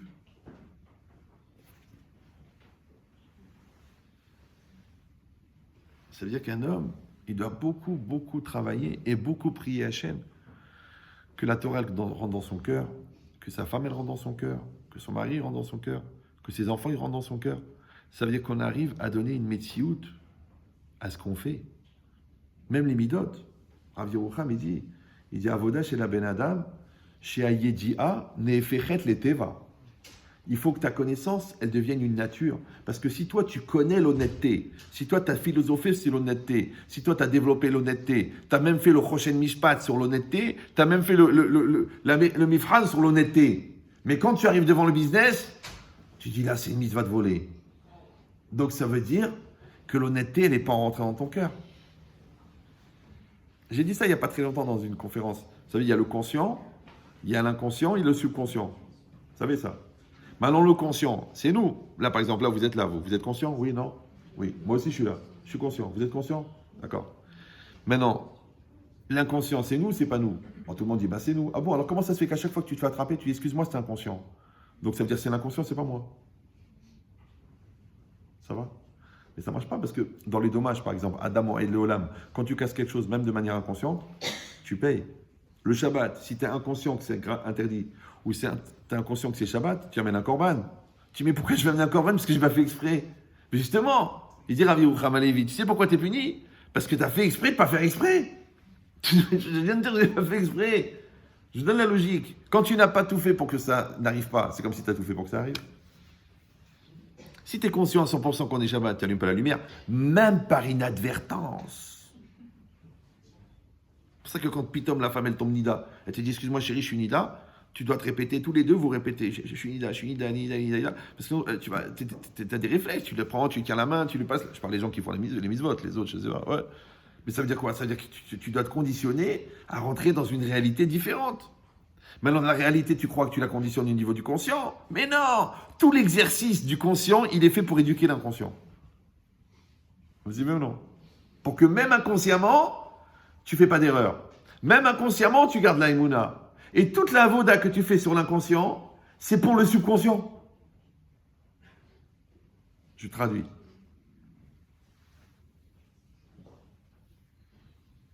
Ta nature profonde. Moi, j'avais une grand-mère, elle était sur son lit de mort. C'était la mère de ma mère. Une grande sadéquette. Toute sa vie, elle a fait que des mitzvot. Elle ne savait même pas ce que c'est autre chose. Ils n'avaient rien. Là-bas, ta filalette, là-bas, jeté dans le désert, il n'y avait que la kedusha, il n'y avait rien. Elle était sur son lit de mort, dans le coma, et c'était Shabbat. Et une nièce, elle lui a mis un peu d'eau chaude dans la bouche. Et elle, dans le coma, elle a dit shept, Shabbat. Ça veut dire cette eau, elle a été chauffée Shabbat. Tu peux m'expliquer comment la cousine, qui est vivante, réveillée, 25 ans, en Israël, à Jérusalem, elle allume le feu, elle fait bouillir l'eau, elle fait la tisane, consciemment, elle la met dans la bouche de la grand-mère. La grand-mère, dans le coma, à 2 minutes de la mort, elle dit shept. Ça veut dire que le Shabbat, il est rentré dans son subconscient. Si vous allez dire, bon, c'est un petit peu tiré par les cheveux, comme dirait un chauve. Mais moi, je vous pose une question. C'est pas le sujet, mais je vous le donne gratuit, parce que vous avez pris le forfait illimité. Moi, je vous pose une question. À votre avis, le Rav, il va faire une conférence sur ça, si Dieu veut. À votre avis, à 120 ans, quand on est jugé au Lamaba, qui c'est qu'on juge? Le conscient, qui est 0,001%, l'inconscient ou le subconscient? Dans le Nefesh, je ne parle même pas de la Neshama, la pauvre Neshama, elle est tranquille, elle est divine. Donc si on juge le subconscient, ça veut dire que ton étude de la Torah, il faut qu'elle arrive jusqu'à ton subconscient. Il faut que les mitzvot que tu as accomplies, elles sont venues jusqu'au subconscient. Même que ta nature profonde, elle est maintenant entièrement Torah. Mais si tu dis, attends, mais j'ai fait plein de mitzvot, regarde, il y a plein de photos. Regarde, j'ai 2 valises de serfa. Eh bien, tu vas aller au Lamaba des serfas. Bah, attention, tu ne seras pas seul, parce que comme le gars, il a 66%, du coup, tu te retrouves avec lui, et quand tu arrives devant, et tu dis, Smirhila, c'est ma place. Il a 66% de la mitzvah que tu as fait. C'est pour ça qu'à l'époque, il n'y avait pas de serfa. Quand Rabbi Yaakov Berseraï, il arrivait à Erfoud, et il disait, j'ai besoin pour les jiva, l'autre, il lui sortait 2 lingots d'or, il n'y avait pas de serfa. Hein. Maintenant, le gars, tu dis, non, excusez-moi, même pour une conférence, il y en a dit, je fais une conférence, mais il me faut un serfa. J'ai dit, moi, pour l'enterrement de ta mère, tu as eu un serfa.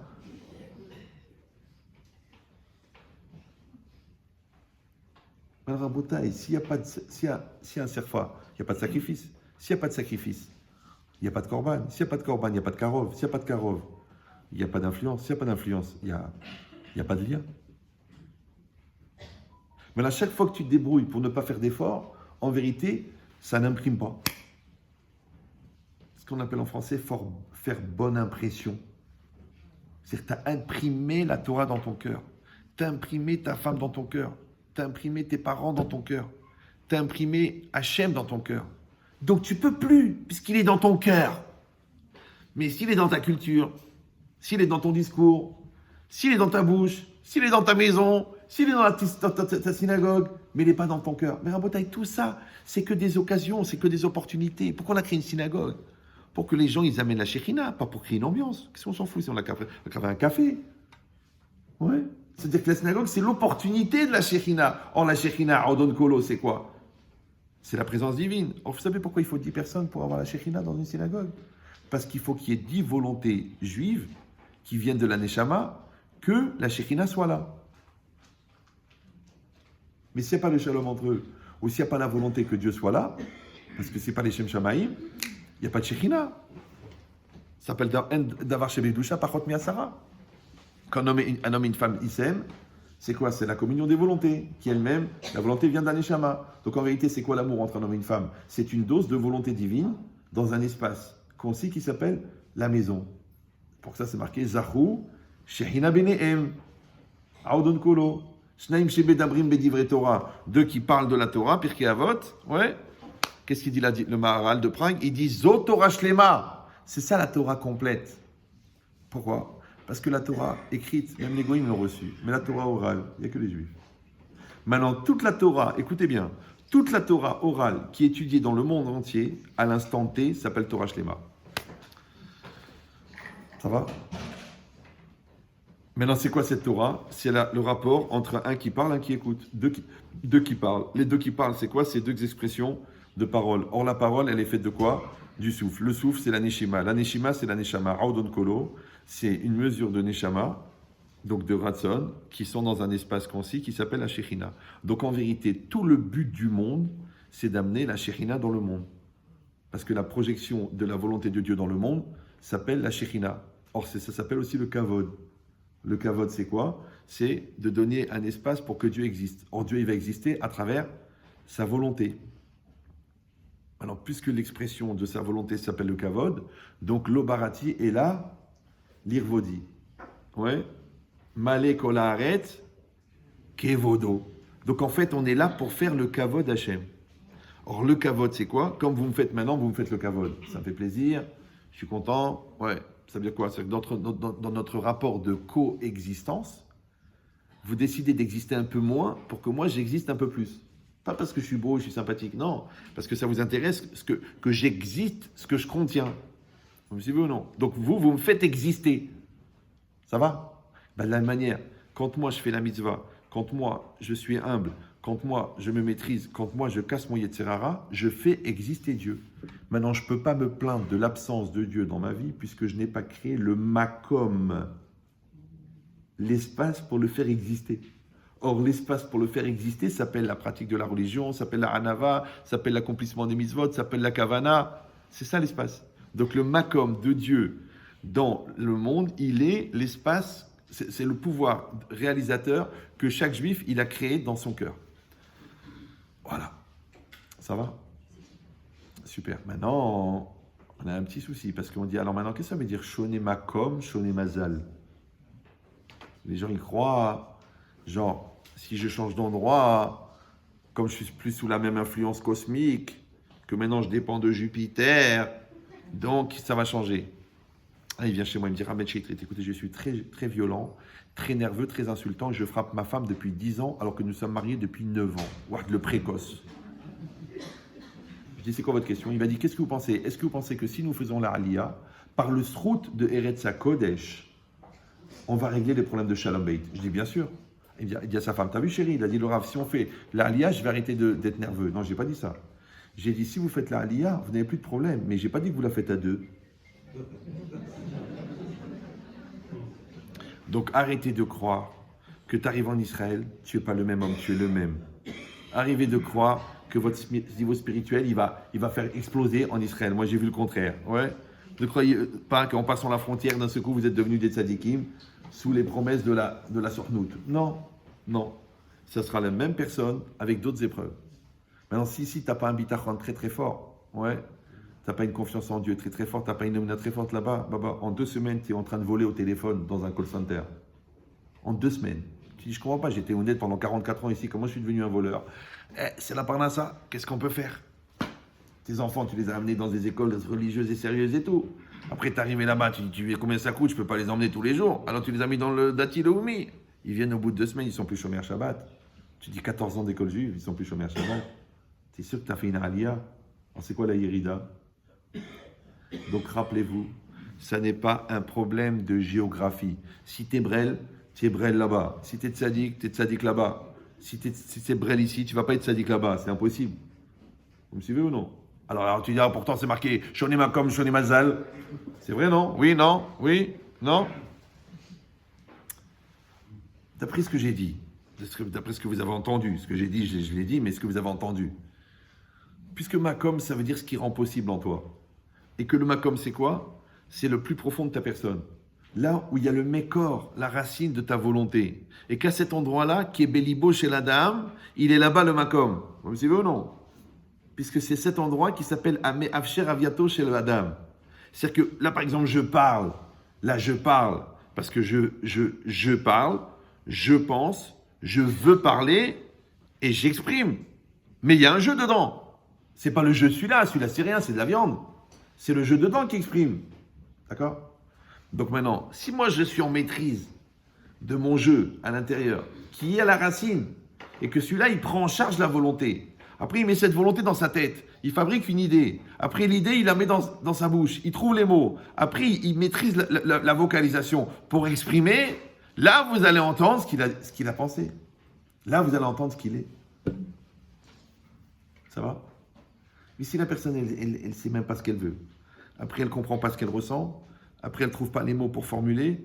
Et après, elle bégaye pour exprimer. Après, tu dis, mais je ne comprends rien ce que tu racontes. Mais en vérité, quand tu comprends rien ce que quelqu'un raconte, c'est que la personne elle-même, elle ne sait pas ce qu'elle veut. Il y a un papa, une fois, il a dit à son fils, écoute mon fils, voilà, je t'ai mis à l'école. Tu écoutes bien le professeur. Si tu ne comprends pas ce qu'il dit, tu peux lui demander de te réexpliquer. Tu as le droit. Ouais. Si la deuxième fois qu'il t'a réexpliqué, tu n'as pas compris, c'est que lui, il n'a pas compris de quoi il parle. Même s'il veut ou non? Parce qu'on ne transmet pas ce qu'on a, on transmet ce qu'on est.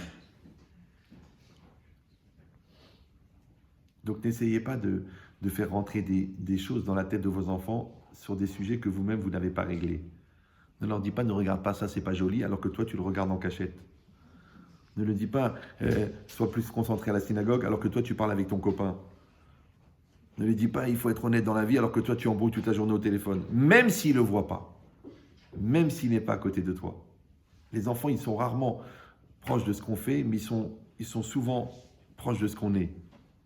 Maintenant, après, c'est à toi de savoir, Adkama, tu fais ce que tu es et tu es ce que tu fais. Tu dis ce que tu penses et tu penses ce que tu dis. Et jusqu'à quel point tu penses ce que tu penses. C'est pour ça qu'on a besoin du moussard. Parce que le moussard n'est pas une marque de moussard rasé, c'est une erreur.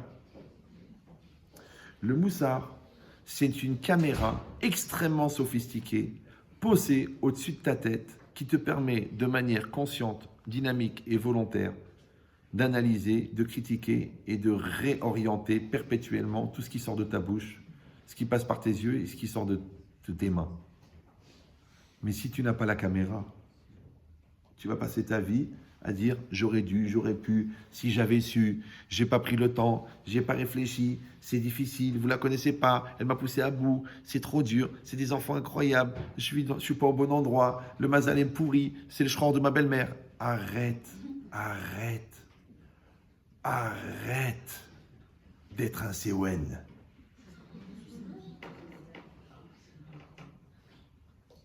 Parce qu'intelligent en philosophie, c'est celui qui est adapté. Maintenant, quand tu passes la moitié de ta vie à être inadapté et l'autre moitié à légitimer pourquoi tu es inadapté à cause des autres, tu es inadapté, et inadapté, c'est Séouen. Ce que nous, on appelle rachat, lui, il appelle Séouen. Parce que le tzaddik, c'est quoi tzaddik? Tzaddik, c'est tzedek. Tzedek, c'est la justice. Le symbole de la justice, c'est quoi? C'est la balance. La balance, c'est quoi? C'est l'équilibre. L'équilibre, c'est quoi? C'est la cohérence. Tu fais, tu reçois. Donc tzaddik, c'est cohérent, et rachat, c'est incohérent. Donc à chaque fois que tu es incohérent, avec une réalité que Dieu t'envoie, et Dieu, tu crois en Dieu, il t'envoie une réalité qui est adaptée à toi. Donc le seul problème, c'est quoi? C'est que toi, tu dois t'adapter à la réalité que Dieu t'envoie. Maintenant, quand tu refuses ta femme, tu refuses tes enfants, tu refuses la parnassa, tu refuses ton corps, tu refuses tes nerfs, tu refuses... Tu n'es pas adapté. Quand tu n'es pas adapté, le décalage entre toi et ta réalité, il augmente. Ben oui, parce que comme tu n'es pas adapté, tu ne peux pas grandir. Comme tu ne grandis pas, tu es de plus en plus immature. Donc tu te retrouves avec une réalité de 30 ans, avec une maturité de 12 ans. Qu'est-ce qui va se passer? Eh ben, à l'intérieur, tu vas avoir du stress, et à l'extérieur, des échecs. Mais le moussard, il te dit, c'est ta réalité. Le moussard, il te dit, change. Le moussard, il te dit, accepte ta femme, accepte tes enfants. Le moussard, il te dit, cette épreuve, elle est pour que tu grandisses. Donc celui qui n'a pas de moussard, au bout d'un moment, il est complètement décalé. Et si vous allez dire, ouais, bah écoutez, de toute façon, je ne suis pas dans cette école de pensée, moi j'ai une autre vision des choses, beaucoup plus intellectuelle. Ah, écoute-moi bien, je vais te le résumer en 4 minutes. Si tu ne veux pas le moussard, c'est la psychiatrie. Parce que nous, on l'appelle rachat, mais eux, ils l'appellent bipolaire. Nous, on l'appelle méchant, mais eux, ils l'appellent pervers narcissique. C'est-à-dire que quand tu ne veux pas travailler tes midotes, baba, après, c'est les cacher. Hein. Ah bah oui. Parce que ou tu as créé le lien par la volonté, ou sinon, on va couper ce lien par l'anesthésie.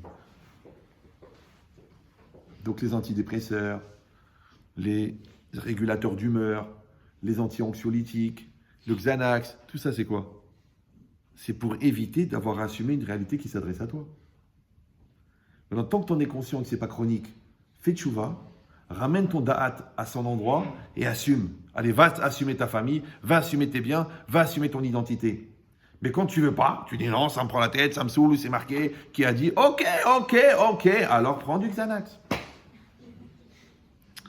C'est pas ton... Bon, prends du shit. Prends de la cocaïne. T'as pas trouvé ton héros, prends de l'héroïne. Sachez, c'est facile. Moi, avant, je donnais des nuances, mais les gens, ils comprennent pas les nuances. Donc, je vous parle clair.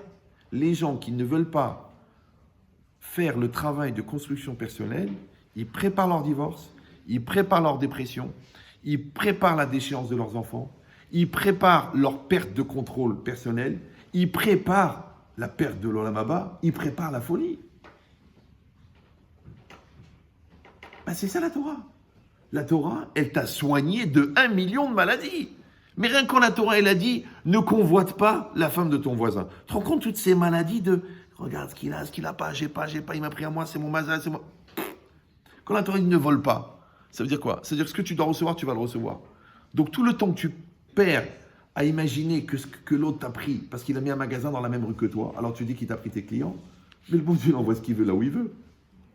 Donc tout ce temps que tu as passé là, avec le Gezel, d'accord? Quand la Torah t'a dit l'autisnet, ne haïs pas ton prochain, tu te rends compte le temps que tu as perdu, toi, à haïr tes parents, à haïr l'école, à haïr le système, pour te rendre compte qu'à la fin, tu te haïs toi-même, mais en fait, tu te haïs pas. C'est que tu haïs le moi que le Yetzirah t'a empêché de développer. Et grâce à ton thérapeute, il t'a bien expliqué que si tu t'aimes, tu vas aimer les autres. Dommage pour lui que c'est écrit dans le Messiah Tesharim. Havala Lazman. Vous me suivez ou non? En fait, 613 mitzvot, ça veut dire 613 chemins, parce que là, je t'ai parlé que de la partie psychologie. Je ne te parle pas de la partie spirituelle. Je ne te parle pas de la partie métaphysique. Parce que la psychologie, c'est la partie voyante de l'iceberg. Mais la partie cachée. Le Nitivot Shalom, il dit le Ikar, à Tachlit du monde, c'est que l'homme, il atteigne le Yishuv Da'at. Mais pas le Yishuv Da'at, comme on t'explique en hébreu, ça veut dire la sérénité mentale et que tu as une relation équilibrée avec les équipes. Mais non, Yishuv Da'at, c'est que ton Da'at, il rejoint la spiritualité de Dieu que tu as créée dans ton cœur. Ce qu'on appelle en hébreu Tamim Tiyeh Hashem Elokecha. Donc qu'est-ce qu'on est en train de dire? Vous voyez que Makom, on s'est éloigné de l'endroit, le lieu physique, le lieu géographique, ouais, et que maintenant on a compris que Hashoné Makom, c'est que celui qui va changer à l'intérieur de lui-même, qui va faire une vraie teshuva, ou qui va faire une thérapie, ou qui va se remettre en cause, ou qui va apprendre à se connaître, qui va gérer l'enfant qui est en lui, qui va gérer le rachat qui est en lui, qui va gérer le Yetzirah qui est en lui, donc il va retrouver le contrôle, ce qu'on appelle le Shlita Taratson, de ce Makom-là, c'est-à-dire le moi en lui qui fait exister. Alors celui-là, Shoné Makom, Shoné Mazal. Ah bah oui, pourquoi? Parce que le Sforno, il dit que Rov Uma Israëli Tachat Mazal. La majorité du peuple d'Israël est sous le mazal. C'est quoi le mazal? Encore une fois, le mazal, c'est la redistribution, c'est-à-dire la trajectoire des particules pour qu'il y ait la réalité qui est la tienne. Maintenant, à part les Baal et Bechira, les gens qui se prennent en main pour être à 100% maîtres de leur destinée, les autres, ils suivent leur destinée. Ah, tu dis, mais c'est marqué dans la Gemara que En Mazali Israël. La Gemara Shabbat. Oui, non. Yesh Mazal ou En Mazal? On est entre nous. C'est quoi la conclusion de la Gemara? Yesh Mazal Israël. Aval, al yedé tfila, ve al yedé tshuva, Adam yachol atzet mi mazalo. Ya mazal, baba. Mais c'est normal. Pourquoi ce micro ne devient pas un oiseau? Parce qu'il a un mazal. Pourquoi ton magasin il est au même endroit quand tu viens au travail? Parce que c'est un mazal. C'est-à-dire que, encore une fois, le faisceau de particules qui fait exister la réalité, il est géré par le mazal. Donc s'il n'y a pas de mazal, il n'y a pas de réalité. Donc évidemment qu'il y a un mazal. Le problème, c'est est-ce que dans ce faisceau, il te reste une liberté ou non? Maintenant, quand toi, tu te prends en main et tu dis je, et tu dis veux, et tu maîtrises ton Yetzirah, Hachem il dit ok, on est partenaire, vas-y, je te donne le volant de la voiture, et tu vis ta vie. Mais si toi tu dis ah c'est mon Yetzirah, ah j'arrive pas à réfléchir, ah c'est trop dur, ah c'est celle qui m'a énervé, j'ai les vote, c'est trop, j'arrive pas Alors le bon Dieu dit bon ok, t'es pas responsable. Si t'es pas responsable, tu fais partie de la matière. La matière elle est gérée par le mazal, donc tu es dans le mazal. Maintenant pourquoi allier des tchouva vers allier des tfila? Parce que vous faites une coupe transversale, ça c'est l'homme. Ça va, vous ennuyez là ou? Est-ce qu'il y en a qui prient pour que je m'étouffe? Non, non, parce que des fois, ils disent, oh, il est long, il me saoule, j'ai raté un match. Donc, là, on a fait à peu près 8-9 ans d'Yeshiva. Hein. Qu'est-ce qu'il dit le Rav? 8 plus 9? Un peu plus. Hein. Donc, regardez. C'est ça notre travail. Notre travail, c'est de donner accès à des gens qui n'ont pas l'opportunité physique d'aller 20 ans à l'Yeshiva. Donc, on vous donne en 1 heure et après, vous décompressez pendant quelques années. Alors, c'est du MP34, c'est un format spécial. Donc, Donc regardez, je vous le fais en coupe. Ça, c'est la personne. D'accord? Ça, c'est la nature. Ça, c'est Dieu. Donc quand vous faites une coupe transversale, il y a Dieu, dessus, au-dessus, devant, il y a la nature. Après, il y a l'homme. L'homme, il y a le cœur, le corps, d'accord? Il y a le nefesh, le psychique, la conscience, le jeu, et la neshama. Vous voyez tout cela ou non? Maintenant, regardez bien, c'est très intéressant, ça va vous résumer à peu près 150 pages de Siftei Chaim sur le Mazal, si vous avez l'occasion. Lui, il a 400 pages, mais là, il y a 150. Mais c'est résumé, hein, c'est du... Regardez. Dieu, il n'est pas dans le Mazal. La Neshama, elle n'est pas dans le Mazal. Qu'est-ce qui reste? Il reste la nature, le corps et le jeu. La nature et le jeu sont de la matière. La matière, on a dit qu'elle est réalisée par la projection de la volonté divine qui passe par le logiciel qui s'appelle Mazal. Donc, le corps et la nature sont dans le Mazal. D'accord? Alors, qu'est-ce qui reste? Il reste le jeu. Le jeu est divisé en deux. Il y a le jeu qui est tourné vers la Neshama, ce qu'on appelle dans la Chassidut Nefesh Eloki, et il y a le jeu qui est tourné vers le corps. Ça s'appelle Nefesh Behemi. D'accord? C'est quand le Ani et le mal, ils s'identifient. Ça s'appelle animal. Si tu vois que tu te surprends à aboyer ou à craquer devant un avion de chasse, ça veut dire que tu vas devenir pilote. Mais comme tu n'as pas le permis, tu vas t'écraser. D'accord? Donc, on recommence. Donc, ça, c'est la personne, ça, c'est la réalité. Maintenant, ça, c'est la nature, et ça, c'est Hachem. Ça, c'est Hachem, ça, c'est le corps. Il reste le jeu. Maintenant, si le jeu, il revient à Dieu, il est plus soumis à la nature. Ça s'appelle la Teshuvah. Si le jeu, au-delà de son corps et au-delà de la réalité, il retourne à Dieu, ça s'appelle la Tefila. La Tefila, c'est quoi? C'est de parler à Dieu malgré la nature. Le magasin, il est mal placé, c'est pas grave. L'enfant, il a beaucoup de mal, c'est grave. Les résultats de la biopsie sont mauvais, tu pries. Mais comment tu pries, Baba? Tu vois pas que le corps, il est malade, tu vois pas que la réalité, elle t'impose, tu dis anima amin. Donc en vérité, ça c'est dans le mazal. Donc quand tu es lié à Dieu par la tefila ou lié à Dieu par la teshuva, tu n'es plus soumis au mazal. Voilà. Ça va? Vous avez compris ce que je dis ou... Je sais que ça a l'air simple, comme ça. Mais sachez que les gens qui savent étudier, ils savent que c'est très très résumé. Après, prenez le temps. Je vous dis, faites les gmarottes. Sinon, prenez directement le Siftei Chaim sur Mazal. Là-bas, il parle de ça. Je vous dis, c'est minimum 150 pages. Vous allez dire, mais comment on peut résumer 150 pages en une ligne? Ah, t'as qu'à appeler ça le Tzimtzum, si ça te fait plaisir. Ouais. Maintenant, si c'est ça, maintenant, vous comprenez que quand on dit Ashone Makom, Shone Mazal, ça veut dire que tu as changé ton essence. Tu as changé ta personne. C'est pas que tu as changé seulement de discours ou tu as changé de vision. Ouais, tu as changé ton essence. Alors si c'est ça, Shonema comme Shonema Zal, alors il dit le Nefesh HaChaim, dans le Roi Chaim, là-bas, le pirouge sur le Pirkei Avot, il dit Aranav Zamakir et Mekomo. Le modeste, c'est celui qui connaît sa place. Alors d'après tout ce qu'on a dit là, quand ça fait 1h13, que vous avez compris que Makom, ça ne veut pas dire endroit, j'espère. Si à la fin, il y en a un qui vient et me dit, mais Rav, Makom, ça veut dire endroit. Je dis, bon, Kachem fasse qu'il ait un cerveau implanté rapidement. D'accord? Donc, je répète. Qu'est-ce que ça veut dire? C'est quoi, Anav? Amakir et Mekomo. Normalement, qu'est-ce qu'on dit? On dit le Makom, chacun, il connaît sa place. Toi, tu es Chacham, tu as ta place. Toi, tu n'es pas Chacham, tu as ta place. Toi, tu es responsable, tu as ta place. Toi, tu n'es pas responsable, tu as ta place. Toi, tu es dirigeant de la boîte, tu dois être à ta place. Ça veut dire quoi? Ça veut dire que Makiret Mekomo, il connaît sa place. C'est aussi une définition du shalom. Parce qu'on dit Zéa shalom, Kol echad bimkomo omed, chacun se tient à sa place. Moi, je vous dis, il y a beaucoup de problèmes de shalom beïd, parce que l'homme, il est tellement occupé à critiquer le comportement de sa femme qu'il oublie de se critiquer lui-même.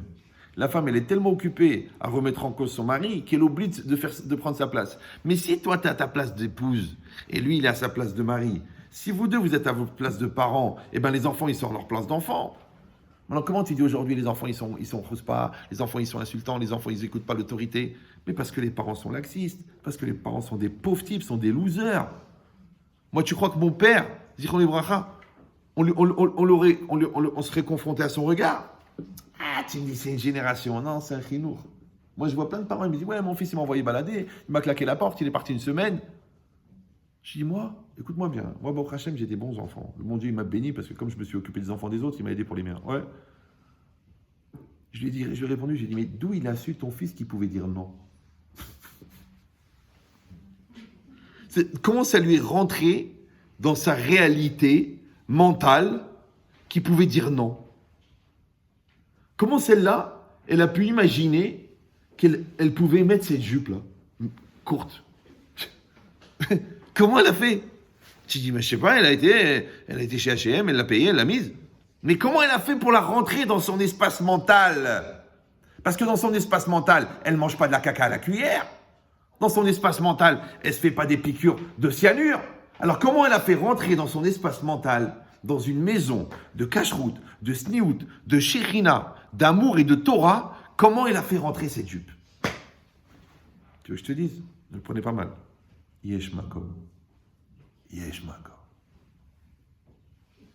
Peut-être la maman, elle n'est pas vraiment convaincue de l'importance de la sniout parce qu'elle a pris sur elle, parce qu'elle a failli perdre le premier. Peut-être que le père, il te dit que c'est important parce qu'il a écouté un shiur, parce qu'il a fait la yeshiva, mais le soir, il regarde des vidéos qui sont ni pour moi, ni pour nous, ni pour vous. Donc, c'est pas rentré dans son makom. Tu savais une fois, Rav Shach, Zichron Libracha, il y a un avraire de Bnei Brak qui est venu le voir. Un avraire, vous savez ce qu'est Bnei Brak? Vous voyez, Bnei Brak. Pour Tel Aviv, le contraire. C'est comme le négatif et le positif. Ouais. Et c'est un avraire de Bnei Brak. C'est-à-dire, c'est pas un épicier ou les avraires à Bnei Brak. Et bien religieux. D'accord? Ce qu'on appelle le double re. Le re. D'accord? Il va voir Rav Shach, il dit, Rav, j'ai une question. Ishti, ma femme, elle se conduit pas selon les lois de la pudeur. Imagine, c'est-à-dire la femme d'un avraire à Bnei Brak, c'est-à-dire elle a dû ouvrir un bouton ou là. Peut-être une fois toute seule dans la rue, elle a souri. Un truc grave, quoi. Ouais. Alors le Rav, il lui a dit, Tzarich lilmod, beilchot tzniut. Achète un livre sur la pudeur, étudie avec ta femme, et c'est tout. Il revient un mois après, il dit, Rav, ça n'a pas marché.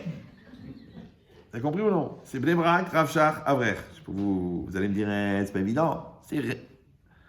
Rav Shach, il a dit, c'est pas possible. Il a dit pourquoi? Rav Shach, il a dit, Isha kshera osar etson ba'ala. Une femme cachère, elle fait la volonté de son mari. L'autre, il est tombé dessus, il a dit, alors ma femme n'est pas cachère. Waouh, il était content. Il a dit, mais non, ça veut dire que le ratson de son mari, il n'est pas clair. Isha kshera osar etson ba'ala. Maintenant, si toi, tu regardes des femmes dans la rue, tu viens ta femme, tu dis, moi, je te dis, le reste, entre nous, hein. Les gens qui voient le mal chez les autres, en fait, ils projettent le leur. Comme ça, ils disent les psychiatres. Ouais. C'est pourquoi tu vois le mal. Baal Shem Tov, il dit, Atzadik roesh et atov sheba adam. Le tzadik, il voit le bien chez l'autre. Mais il y a du mal. Aracha roet ara sheba adam. Il voit le mal. Mais il y a du bien. Mais pourquoi tu vois le mal? Pourquoi tu vois le verre à moitié vide? Pourquoi tu vois la toile d'araignée dans un hôtel 4 étoiles? Pourquoi tu regardes la pluie alors que je t'ai payé 20 000 euros pour avoir un séjour à 2? Pourquoi tu es toujours négatif? Pourquoi tu commences toujours tes phrases par non? Pourquoi à chaque fois qu'on dit quelque chose, tu dis mais? Pourquoi? Parce que tu es une khara. Mais c'est facile. Non, je vous le dis, je veux pas être grossier. Parce que tu es une khara, c'est tout. Donc le jour où tu vas faire tes chevaux, je vais dire je vais arrêter d'être sale, je vais arrêter d'être pourri. Et je vais réfléchir avant de parler, et je vais arrêter de polluer les gens. Moi, les gens, ils m'appellent des fois, mais ils sont négatifs. Je dis, tu veux faire un truc bien? Il m'a dit quoi? Je dis, meurs. Il m'a dit, vous êtes un peu direct. Bon, je vais dire, meurs doucement. Mais arrête de pourrir. On te rend compte, tu maudis, tu insultes, tu t'énerves, après tu fais un lachonara, tu prends ton téléphone, c'est pour casser, après tu vois ton fils, tu le détruis, tu le casses mentalement, ta femme, elle faisait 1m70 et maintenant elle fait 82 cm. Tellement tu l'as. Ton mari, tu l'as détruit. Il y a sale marocain, sale tunisien, sale race, sale pourriture. Le mec, il jouait le rôle de Charlton Heston dans les commandements. Maintenant, il joue Quasimodo dans Notre-Dame. Ça veut dire, tu le vois. Mais qu'est-ce que tu lui as fait? Elle a dit, j'ai rien fait, j'étais naturel. Alors heureusement que t'es pas surnaturel. On t'aurait appelé Terminator. Ça fait du bien de rigoler, ça les détend. C'est compris ou non? Ça veut dire il faut arrêter la rama, il faut arrêter. Moi, les gens, ils me demandent, mais rien, comment tu arrives tellement de Baalei Tshuva, tellement de gens qui viennent au cours. Mais 99, moi je vous dis, 10% de Torah, 90% de Sipra. Et tu peux pas faire semblant. C'est bon. Une fois, j'étais très très fatigué, pour vous dire, je suis honnête avec vous, une fois, j'étais très très fatigué. Je suis arrivé dans un séjour organisé, je devais parler. Le premier jour, j'étais tellement fatigué que j'ai parlé. Et il y a un psychologue là-bas, un ami, un collègue ou un concurrent, je sais pas ce qu'il faut dire. Il m'a attrapé, il m'a dit, Ria, aujourd'hui, comme ça il était gentil, il m'a dit, aujourd'hui, ton discours était anxiogène. Tu es en train d'angoisser. Et j'ai compris en fait que j'étais fatigué. Et donc j'ai fait sortir la rama. Mais toute la avoda du moussard, c'est le birour. C'est qu'on a, en nous, on a Esav, on a Yaakov. On a le coléreux, on a le gentil, on a le tzaddik, on a le rachat. Tout le monde, c'est comme ça. Mais c'est vrai, c'est Emet. Même Yaakov Avinu, regardez bien. Yaakov Avinu. Pourquoi il appelait Benjamin? Ouais, il a dit dans le Zohar, parce que quand il a été avec sa femme, le Zera, il est sorti mitzad Yamin. Yamin, c'est quoi? C'est le côté Yaakov, le côté pur. Mais il savait qu'il avait le côté rachat chez lui. Maintenant, c'est quoi un tzaddik? Un tzaddik, c'est un rachat qui s'est maîtrisé. Et c'est quoi un rachat? C'est un tzaddik qui a mal tourné. C'est pour ça que souvent, tu vois que les Réchaïm, ils ont un bon fond. C'est que le même mec qui te dit la religion, c'est de l'air très... Tu dis, écoute, je ne vais pas t'embêter avec les tefilines et la cache-route, mais voilà, j'ai une veuve, il me faut 30 000 € là pour payer une opération. Le mec, il sort le chéquier cash, tac, il dit ça, tu en parles à personne, ça c'est toi et moi, c'est pour moi. Je comprends, le mec, il vient de te dire la religion, c'est de la... Le cœur, le mec, c'est un rolam, mais il ne maîtrise pas son etc. Donc devant la mitzvah, il devient Hitler, genre depuis qu'il est petit, il veut faire fureur, ouais. Et devant la bonté, devant la gentillesse, il est un chnin de chirnin. Moi, j'ai vu ça dans le business. Des mecs, des barres de fer, mais du tungstène, ils te lâchent pas un centime. Tu dis, mais je comprends pas, je te prends 1 million de pièces par an. Tu me fais pas un centime, il n'y a pas. C'est une maladie, ça s'appelle l'iranien. C'est connu, ils sont très durs. Ouais, d'accord. Mais après, tu dis, bon, à part ça, pour les shivas, pour le truc, pas de problème. Tu dis, je comprends pas, mais je t'ai demandé un centime. Tu m'as pas lâché. Là, je te demande 30 000 €, tu me les donnes. Dis, je les donne. Il n'y a pas de problème, ça n'a rien à voir. Il ne faut pas mélanger les tiroirs. Ouais. Donc, c'est-à-dire que tu vois, les Réchaïm, ils ont un bon fond. Qui c'est qui a dit ça? Le Rav Cousteau. Non, c'est pas grave. Au fond. Ouh là là, vous avez un taux de réactivité qui est proche du coma. D'accord. Donc, ça veut dire quoi? Ah, je rigole, c'est bien plus grave. Donc, peut-être vous êtes fatigué. Donc, qu'est-ce qu'on est en train de dire? On est en train de dire que maintenant, vous avez compris qu'est-ce que c'est Makom. D'accord? Donc, un Makiret Mekomo, c'est celui qui connaît en lui ce qui déclenche les choses. Ouais. Kol echad oben bimkomo, ça veut dire que chacun, il a compris quel est son rôle dans le puzzle de la réalité, dans la mécanique. C'est comme un mécanicien. Quand il voit un moteur, il sait à quoi elle sert chaque pièce. Maintenant, le père, dans la famille, le père a un rôle à jouer, la mère a un rôle à jouer, le grand frère, le petit frère, le cousin, les amis, tout le monde a un rôle à jouer. Dans la grande mécanique du monde, le mécanicien, il connaît le rôle et la place de chacun. Maintenant, alvaï, que nous, on connaisse notre rôle. Vous me suivez ou non? Moi, quand j'étais jeune, j'ai vu que j'avais des capacités intellectuelles, j'avais de l'humour, j'étais assez réactif. J'aurais pu devenir un acteur ou là, faire des one-man shows. J'ai dit non. J'ai fait beaucoup de philosophie, mais pas dans les livres. En fait, le bon Dieu m'a préparé pour me donner. Donc, je dis aux gens, je suis une machine, utilisez-moi. Des fois, tu viens au cours, il y a 4 personnes. D'accord? Après, tu as 15 000 goy qui appellent pour dire c'est extraordinaire. Ça fait de la peine. Tu as envie de changer de public. Moi, je comprends pourquoi Jésus il a changé de... Bon, alors... Mais l'idée, c'est quoi? Ça veut dire que le bon Dieu, il t'amène là où tu dois être. De la même manière, si toi, tu es une maman, et tes enfants, ils sont en face de toi, et tu dis, je m'en sors plus, arrête ce discours-là. Parce que si tu es là, et que le bon Dieu te donne le problème, c'est qu'il donne la solution. Vas-y, casse-toi la tête. D'accord? Alors peut-être ça va être par la prière, peut-être ça va être par la psychologie, peut-être ça va pas être par le temps. Mais c'est impossible que tu ne sois pas adapté à la réalité qui est en face de toi. Ça, c'est la base de l'aïmouna. D'accord? Ton mari, c'est pareil. Arrête les jalomés, les nerfs, les... Asseyez-vous, travaillez, construisez. La communion des bonnes volontés génère des résultats.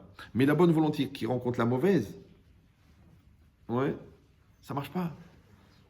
Donc ça veut dire qu'à un moment ou à un autre, il faut être assez mature pour dire, écoute chérie, on arrête les gamineries et on travaille. Moi j'ai fait des milliers de cours de Shalom Bayit. J'ai eu des milliers de couples. J'ai dit, mais arrêtez, je suis fatigué. J'ai dit aux gens, mais tout est dans les cours, mais allez travailler. Les gens, c'est des paresseux. Ouais, il dit, non, il faut que vous me réglez mon problème, il faut que vous parlez à ma femme, il faut que vous lui expliquer, faut... Je peux pas, papa, j'ai ma femme et mes enfants. C'est que je vais en Israël 8 jours, j'ai 10 minutes pour chaque gosse. Je vous dis pas le nom qu'il n'y en a pas d'enfants à moi. Ouais. 10 minutes en 8 jours. Je dis, c'est trop. Pourquoi j'ai... C'est en 10 ans ma fille est mariée 10 ans, j'ai passé un repas de Shabbat chez elle. 10 ans. J'ai pas le temps. Donc j'ai pas mal donné. Non, je vous donne les outils, mais il faut travailler. On ne peut pas travailler à votre place. Quand tu me dis ma chambre elle n'est pas rangée, ma femme elle ne veut pas, moi je veux pas, ma femme veut pas. Moi... Je dis mais tu veux que je vienne chez toi à la maison ranger la chambre? Dans ta tête elle n'est pas rangée. Et bien voilà un programme, voilà les cours, voilà les livres, voilà les trucs, travaille. Ah non ils veulent pas. Ah non, Rav en 2 mots. Rav, comment on peut résumer ça? Rav, donnez-moi un truc. Rav, je divorce demain, qu'est-ce que vous avez une solution pour moi? Je dis bien sûr, répète après moi. Itgadal, Vitgadash. Mais t'es fou, toi! Comment veux-tu que je te règle en 10 minutes ce que toi t'as détruit en 14 ans? Ils sont brels, les gens. On dirait que moins ils croient en Dieu, plus ils croient au miracle. Mais Dieu, Hachem, il dit le Sforno, Oev et Ametsiout. Hachem, il aime la réalité. C'est pas dire que Dieu, il est pragmatique et que Dieu, il est réaliste. Non. Dieu, il aimait, on a dit qu'aimer, c'est Echad. Vous vous rappelez ou non? Ava, c'est Echad. Donc ça veut dire que Dieu, il fait un avec la réalité. Donc quand toi, tu fais un avec la réalité, ce qu'on appelle en français conscience, ce qu'on appelle maturité, donc tu fais un avec Dieu. Mais quand toi, tu refuses la réalité, parce que tu penses que c'est la faute de l'autre, ou parce que ça te prend la tête, ou parce que tu n'as pas envie de réfléchir, ou parce que tu veux donner du temps au temps, mais pendant ce temps-là, la réalité, elle bouge. Il faut arrêter de croire que pendant que tu réfléchis, le monde s'arrête. On attend que Félix, il arrête de faire le chat.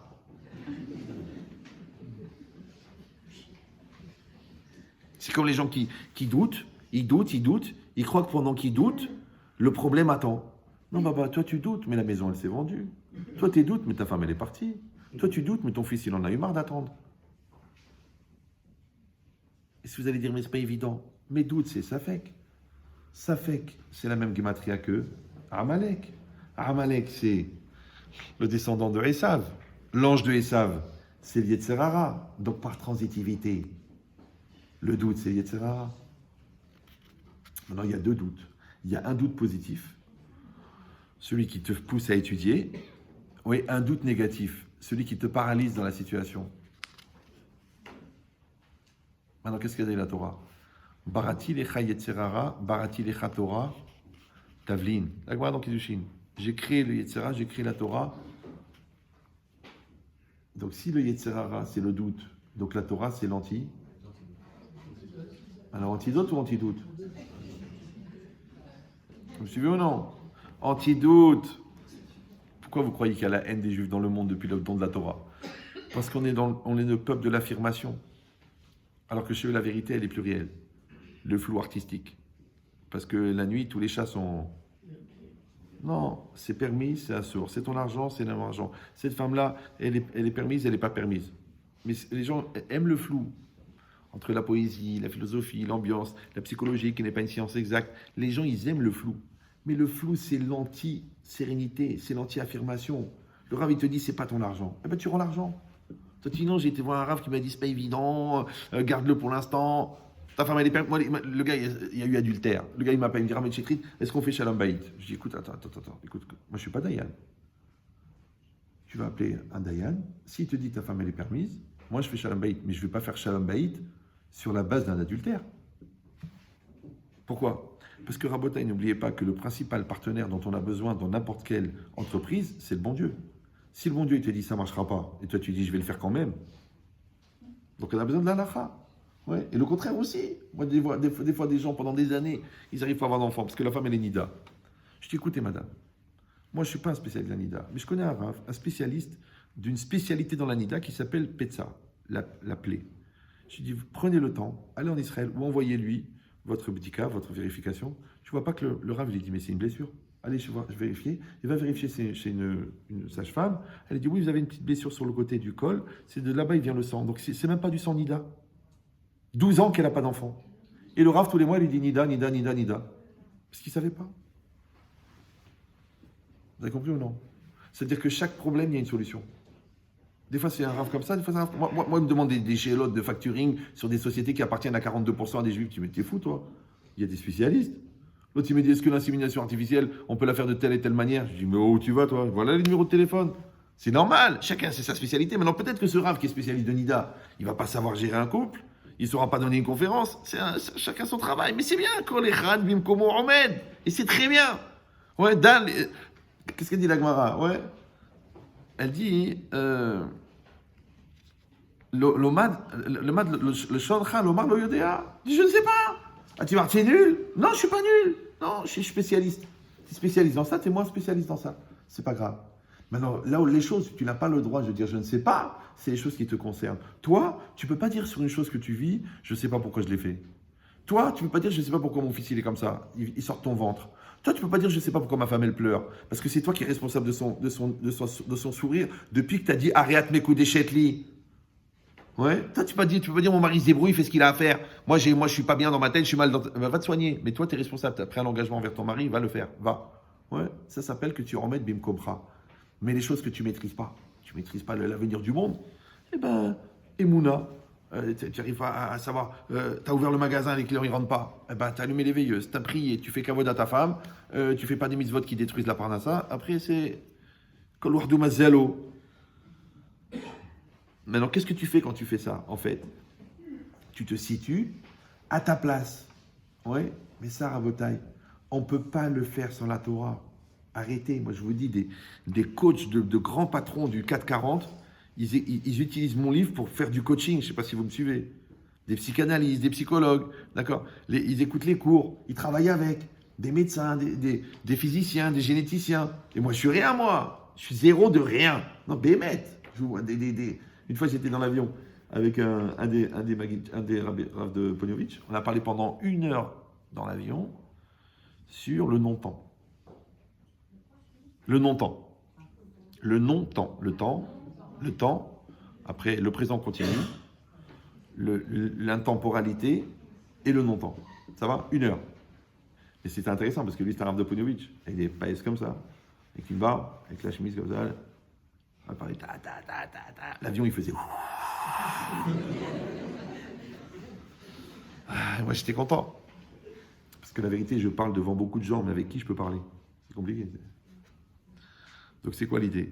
C'est que, Baruch Hashem, on a des rabbanim, on a la France, qui est un pays quand même relativement calme, un des derniers pays musulmans où on peut étudier la Torah librement, d'accord? Donc, on a des synagogues, on a des yeshivot, on a du kasher. Vous savez que dans le 17e, c'est pratiquement impossible de manger taref. Même les goïs, ils disent on voudrait du taref, il n'y a pas. Ouais. Donc seulement que nous, on a notre pas à faire. On doit aller vers. Ouais. Donc en fait, on doit faire notre makom. Vous me suivez ou non? Si on doit partir, on partira. Mais si on est là, il faut qu'on fasse notre makom. Et notre makom, pour l'instant, il est là. Donc chacun dans sa maison, déjà dans son cœur, après dans sa maison, dans son foyer, dans son couple, dans sa famille, après dans sa communauté, après dans son travail. Parce que même dans ton travail, même si tu es entouré de 99% de goy, tu dois faire Kiddush Hashem. Tu dois faire Kiddush Hashem. Il faut qu'ils disent, tu vois, c'est ça la Torah. C'est ça la grandeur de Dieu. Ouais, c'est comme ça. Donc ça veut dire qu'en fait, qu'est-ce qu'on va faire? On va faire le Gilou Yashechina. On va faire le dévoilement. Maintenant, tout le monde parle du Mashiach. Aïe, aïe, d'accord. Mais, en vérité, c'est quoi Mashiach? Mashiach, c'est un niveau de maturité. C'est comme un enfant, un jour il vient te voir, il dit papa, arrête de payer les cours de maths, je vais travailler. Ouais. Un enfant, il te dit papa, voilà, je vais me marier, ça y est, j'ai fini mon diplôme, je suis posé, je suis bien, j'ai fait mes 5 ans d'Yeshiva, je suis Dayan, je suis bien. Il est posé. Ça s'appelle niveau de maturité. Maintenant, quand une personne, elle est immature, vous savez qu'on peut se noyer à 4 cm de la surface. Maintenant, si quand tu sors la tête de l'eau, ça s'appelle la maturité. C'est quand tu es sous l'eau, tu sors de l'eau. Ouais, c'est comme si tu vois ton mari, tu dis mon amour, on arrête les tuniseries, les maroquineries. Ta race, ta mère, ta truc. Tu habites chez moi, c'est mon frère, t'as grossi, t'es bête. On arrête. Je t'aime, tu m'aimes. On a 4 enfants. On va avoir ensemble un programme et une relation et un échange adulte. Ça s'appelle que t'amener Mashiach dans ton couple. Quand tu réussis à faire sortir ta fille de ses complexes, de ses malaises, de son anorexie, et qu'elle ait confiance avec toi. Et elle me dit, papa, maman, j'ai compris, je vais être avec toi, on va faire ensemble, je vais m'en sortir, je vais faire tes chouvas, je vais reprendre les études, t'as amené Mashiach de ta fille. Donc en fait, Mashiach, c'est un niveau de maturité. Maintenant, quand le Rov du Ham Israël, ils ont atteint ce niveau de maturité religieuse, Mashiach il vient. Maintenant, la grande question, et c'est ça qui fait que tous les mouvements religieux, ils se bagarrent, c'est est-ce que c'est le cumul de teshuvot individuels, ou c'est un mouvement de teshuva global qui emmène même les gens qui n'ont pas fait teshuva. C'est ça la grande question. Donc il y en a qui vont penser, c'est pas grave ce qu'il dit, c'est pas grave ce qu'il fait, c'est pas grave ce qu'il pense, c'est pas grave ce qu'il mange. Allez, on l'emmène avec nous. Il y en a qui vont dire, bah, tu vas l'emmener où? Le mec, tu veux lui faire l'Everest, il n'arrive même pas à monter sur un tabouret. Donc que chacun il fait l'entraînement d'apprendre, ouais, parce qu'aujourd'hui c'est très très à la mode de faire tes chouvas avec un raf qui est mort, comme ça il n'y a personne pour t'engueuler, d'accord, de devenir chassid dans 3 semaines, ou d'être esprit très libéral. Aujourd'hui il faut être ouvert, il faut être sympathique. Je dis mais de quoi tu parles toi? Déjà une femme rabbin c'est pas évident, mais en plus une femme rabbin qui se couvre pas la tête, tu dis elle est cohérente avec quoi? Oui, mais elle a trouvé un gars en moins 782 qui a dit ça. Oui, d'accord, mais nous, on a déjà le Hazonish, le Shulchan Aruch. On n'a plus besoin des moins 782. Non, la question, c'est pas de savoir si elle existe. La question, c'est de savoir pourquoi il y a des gens qui l'écoutent. Donc, il y a 2 solutions. Soit que les gens, ils n'ont pas entendu autre chose d'intéressant. Ouais. Soit que les gens qui sont censés proposer quelque chose de mieux, ils ne sont pas à la hauteur. C'est compliqué. Vous me suivez ou non? Comme si tu es marchand et tu vois qu'il va chez le concurrent. Tu sais pourquoi il va chez le concurrent? Il est bête ou quoi? Eh ben, je ne sais pas, regarde ce que tu vends. Vous me suivez ou... Voilà. Donc ici, c'est pareil. Si nous, Bezrat Hashem, on voudrait Mashiach, je pense que vous voulez Mashiach. Ouais. Maintenant, vous savez que Mashiach, c'est extraordinaire parce qu'il va amener la Torah, il va amener le Da'at Hashem, il va amener la libération, il va amener la Kedusha dans le monde. Mais d'un autre côté, il faut savoir que Mashiach, quand il arrive, on ne peut plus évoluer. Vous savez ça? On éteint les compteurs, on sort de la salle d'examen, on ne peut plus grandir. Tu es comme tu es. Oui, non, Vous me suivez ou non?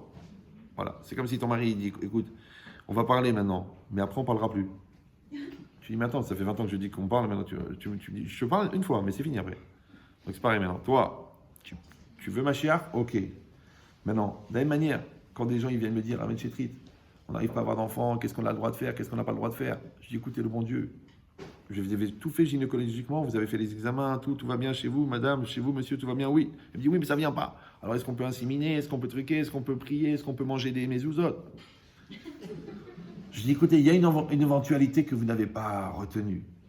Peut-être que le bon Dieu, il veut que vous relisiez la copie avant de la rendre. Parce que le bébé Baba, quand il sort du ventre de la mère, tout l'inné, il est fait. Après, ça va être que du chinour. Mais tant qu'il est dans le ventre de la mère, et mieux encore, tant qu'il est dans la semence de chacun, étant donné que la semence, c'est l'essence de l'être. Donc, ce que tu vas travailler dans la gdoucha, dans la pudeur, dans la finesse, dans la douceur, dans l'intelligence, dans la croyance, dans la émouna, dans l'autonomie, dans le respect de toi-même, dans l'amour de toi, tout ça, tu le travailles dans l'inné, dans la semence. Parce qu'il dit le Ramban, Ikar Azera Mahashava. Après, tu le mets dans le ventre de la femme, et après, il sort dehors. Donc, j'ai dit peut-être que le bon Dieu, il veut que vous relisiez la copie avant de la rendre. Alors, une fois, j'ai eu un couple au Canada, c'était 2 médecins. C'était compliqué de parler avec les médecins, parce que toi, t'es lignard de chez zéro. Alors que moi, j'ai soigné des médecins. Je ne vois pas. Alors, il vient chez moi, il me dit, voilà, Rabbi Chétrit, mon mari, spécialiste de la douleur, moi, obstétricienne en plus. Je dis, ok. Il me dit, c'est quoi? Il dit, on n'arrive pas à avoir d'enfant, on veut savoir tel type d'insémination. Je dis, vous êtes marié combien de temps? Depuis 2 ans. Je dis, ça va, vous êtes à peine au rodage. Allez-y, énervé. Il me dit, c'est pas votre problème, quand vous mêlez, on veut un bébé. Je dis, attendez, c'est pas que vous avez commandé chez Amazon et c'est pas venu dans les 24 heures. C'est pas qu'il n'y a pas, vous avez été au Carrefour et il n'y a pas dans le rayon, alors que sur le site, il y avait marqué qu'il y a, il n'y a pas. Le bon Dieu, il ne vous doit pas un bébé. Un bébé, c'est une neshama, c'est pas une poupée pour s'amuser, un truc pour occuper, du ciment pour recoller les parpaings qui sont en train de se séparer. C'est un bébé, il est vivant, une neshama, il est destiné, une part du Ham Israël, une part du Mashiach. C'est pas rien. Une étincelle de Moshe Rabbeinu. C'est pas rien, c'est une neshama. Je vous conseille, je leur donne un programme, je dis voilà, avec le pack Shalom Bayit ou quoi, faites-le. Elle me dit, mais on est religieux. Kalva Homer. D'accord, oui, parce que les gens, ils croient qu'ils savent. C'est encore pire. Donc, ils ont fait. Maintenant, il était un peu énervé quand même, hein, que genre, je ne lui ai pas dit qu'on a le droit de faire tel type d'insémination. En plus, je ne savais pas. Je viens 6 mois après, non, 1 an après, je retourne c'est à Montréal, les jumeaux. J'ai dit, alors d'où ils sortent ceux-là? Yahmara. Ils sortent parce que le bon Dieu, il t'a dit, relis ta copie. On veut des enfants d'amour. On ne veut pas des enfants de stress. On ne veut pas des enfants de qu'est-ce qu'ils vont dire les grands-parents. On ne veut pas des enfants, j'ai 38 ans, comment je vais faire s'ils ne viennent pas. On ne veut pas ces enfants-là. Parce que c'est des enfants qui sont névrosés, anxiogènes, lourds, méchants et complexés. Parce qu'ils viennent de la Ramma. On veut des enfants qui viennent de l'amour. Or, l'amour, c'est Ahava. Ahava, c'est Shavuot Eretzonot. Shavuot Eretzonot, c'est la Shekhinah. La Shekhinah, c'est Dieu dans la maison. Quand tu fais un bébé qui a Dieu dans la maison, tu vas nous amener au Hadlo Moshe Rabbeinu. Mais si tu nous mets tes nerfs, tes stress, tes engueulades et ta lourdeur, qu'est-ce qui va nous sortir? Donc c'est exactement pareil. Mashiach, il vient. Il est là. Tout le monde le dit. Mais pour l'instant, il nous laisse le temps de relire la copie. Alors venez, on relit bien la copie. Comme ça, on lui présente une copie avec dessus marqué Talmid Chacham, qui étudie tous les jours, qui est sérieux, qui est honnête, qui est cachère, qui a la kavana dans la prière, qui s'habille avec la pudeur, qui a une exigence dans la Torah, qui a une exigence dans la cacheroute, qui est adhérent à la communauté, qui est participant à l'avenir de la communauté, qui aide dans les associations. Viens, on lui donne cette feuille-là. Comme ça, ma chère, il dit, wow, je suis venu dans la bonne génération. Ouais, plutôt que le contraire, que Jean il est obligé de venir, comme elle dit la Gemara. Si on atteint le niveau le plus bas et qu'on a la limite de l'extermination, eh ben ma chère, il vient. Pourquoi tu veux qu'il vienne par le bas? Autant qu'il vienne par le haut. Voilà, donc on a dit que le cours est dédié, ils sont complètement endormis là. Les Ilun Nishma de... Ah bah excusez-moi, je l'ai là. De Joël Yochevet, Sultana Bat Mazal. Bat Mazal Tov, bon comme ça. Kachem Elef Sanishama parmi les sadikim d'Israël. Et Shlomo Ben Julie. Ben Amou. Belaloum, excusez-moi. C'est bon? Quelqu'un d'autre? Toutes les personnes auxquelles vous pensez, Chazak Baruch. On remercie la communauté qui a organisé cette conférence. Oui? Karen Myriam Bat Yvonne Esther. C'est les Nunishmat. Hein? C'est pour la réfoua? Alors Hachem, il va lui rallonger la vie. D'accord. Donc Karen Esther Bat Karen Myriam Bat Yvonne Esther. Qu'Hachem lui envoie une réfoua chez les mains, une longue vie, qu'elle assiste au mariage des enfants, des petits-enfants, des arrière-petits-enfants. Amen. C'est tout? Alors, il y a une collation? Vous voulez le dire? Bon, il y a une collation, je ne sais pas où, à l'étage au-dessus. Pour ceux qui veulent, on a amené des livres, on a amené des packs Shalom Bayit, des packs éducation. Je sais que c'est de l'argent, mais enfin bon, la semaine dernière, j'étais à Toulon. Avec des goïms, ils ont tout acheté. Donc, essayez de faire mieux.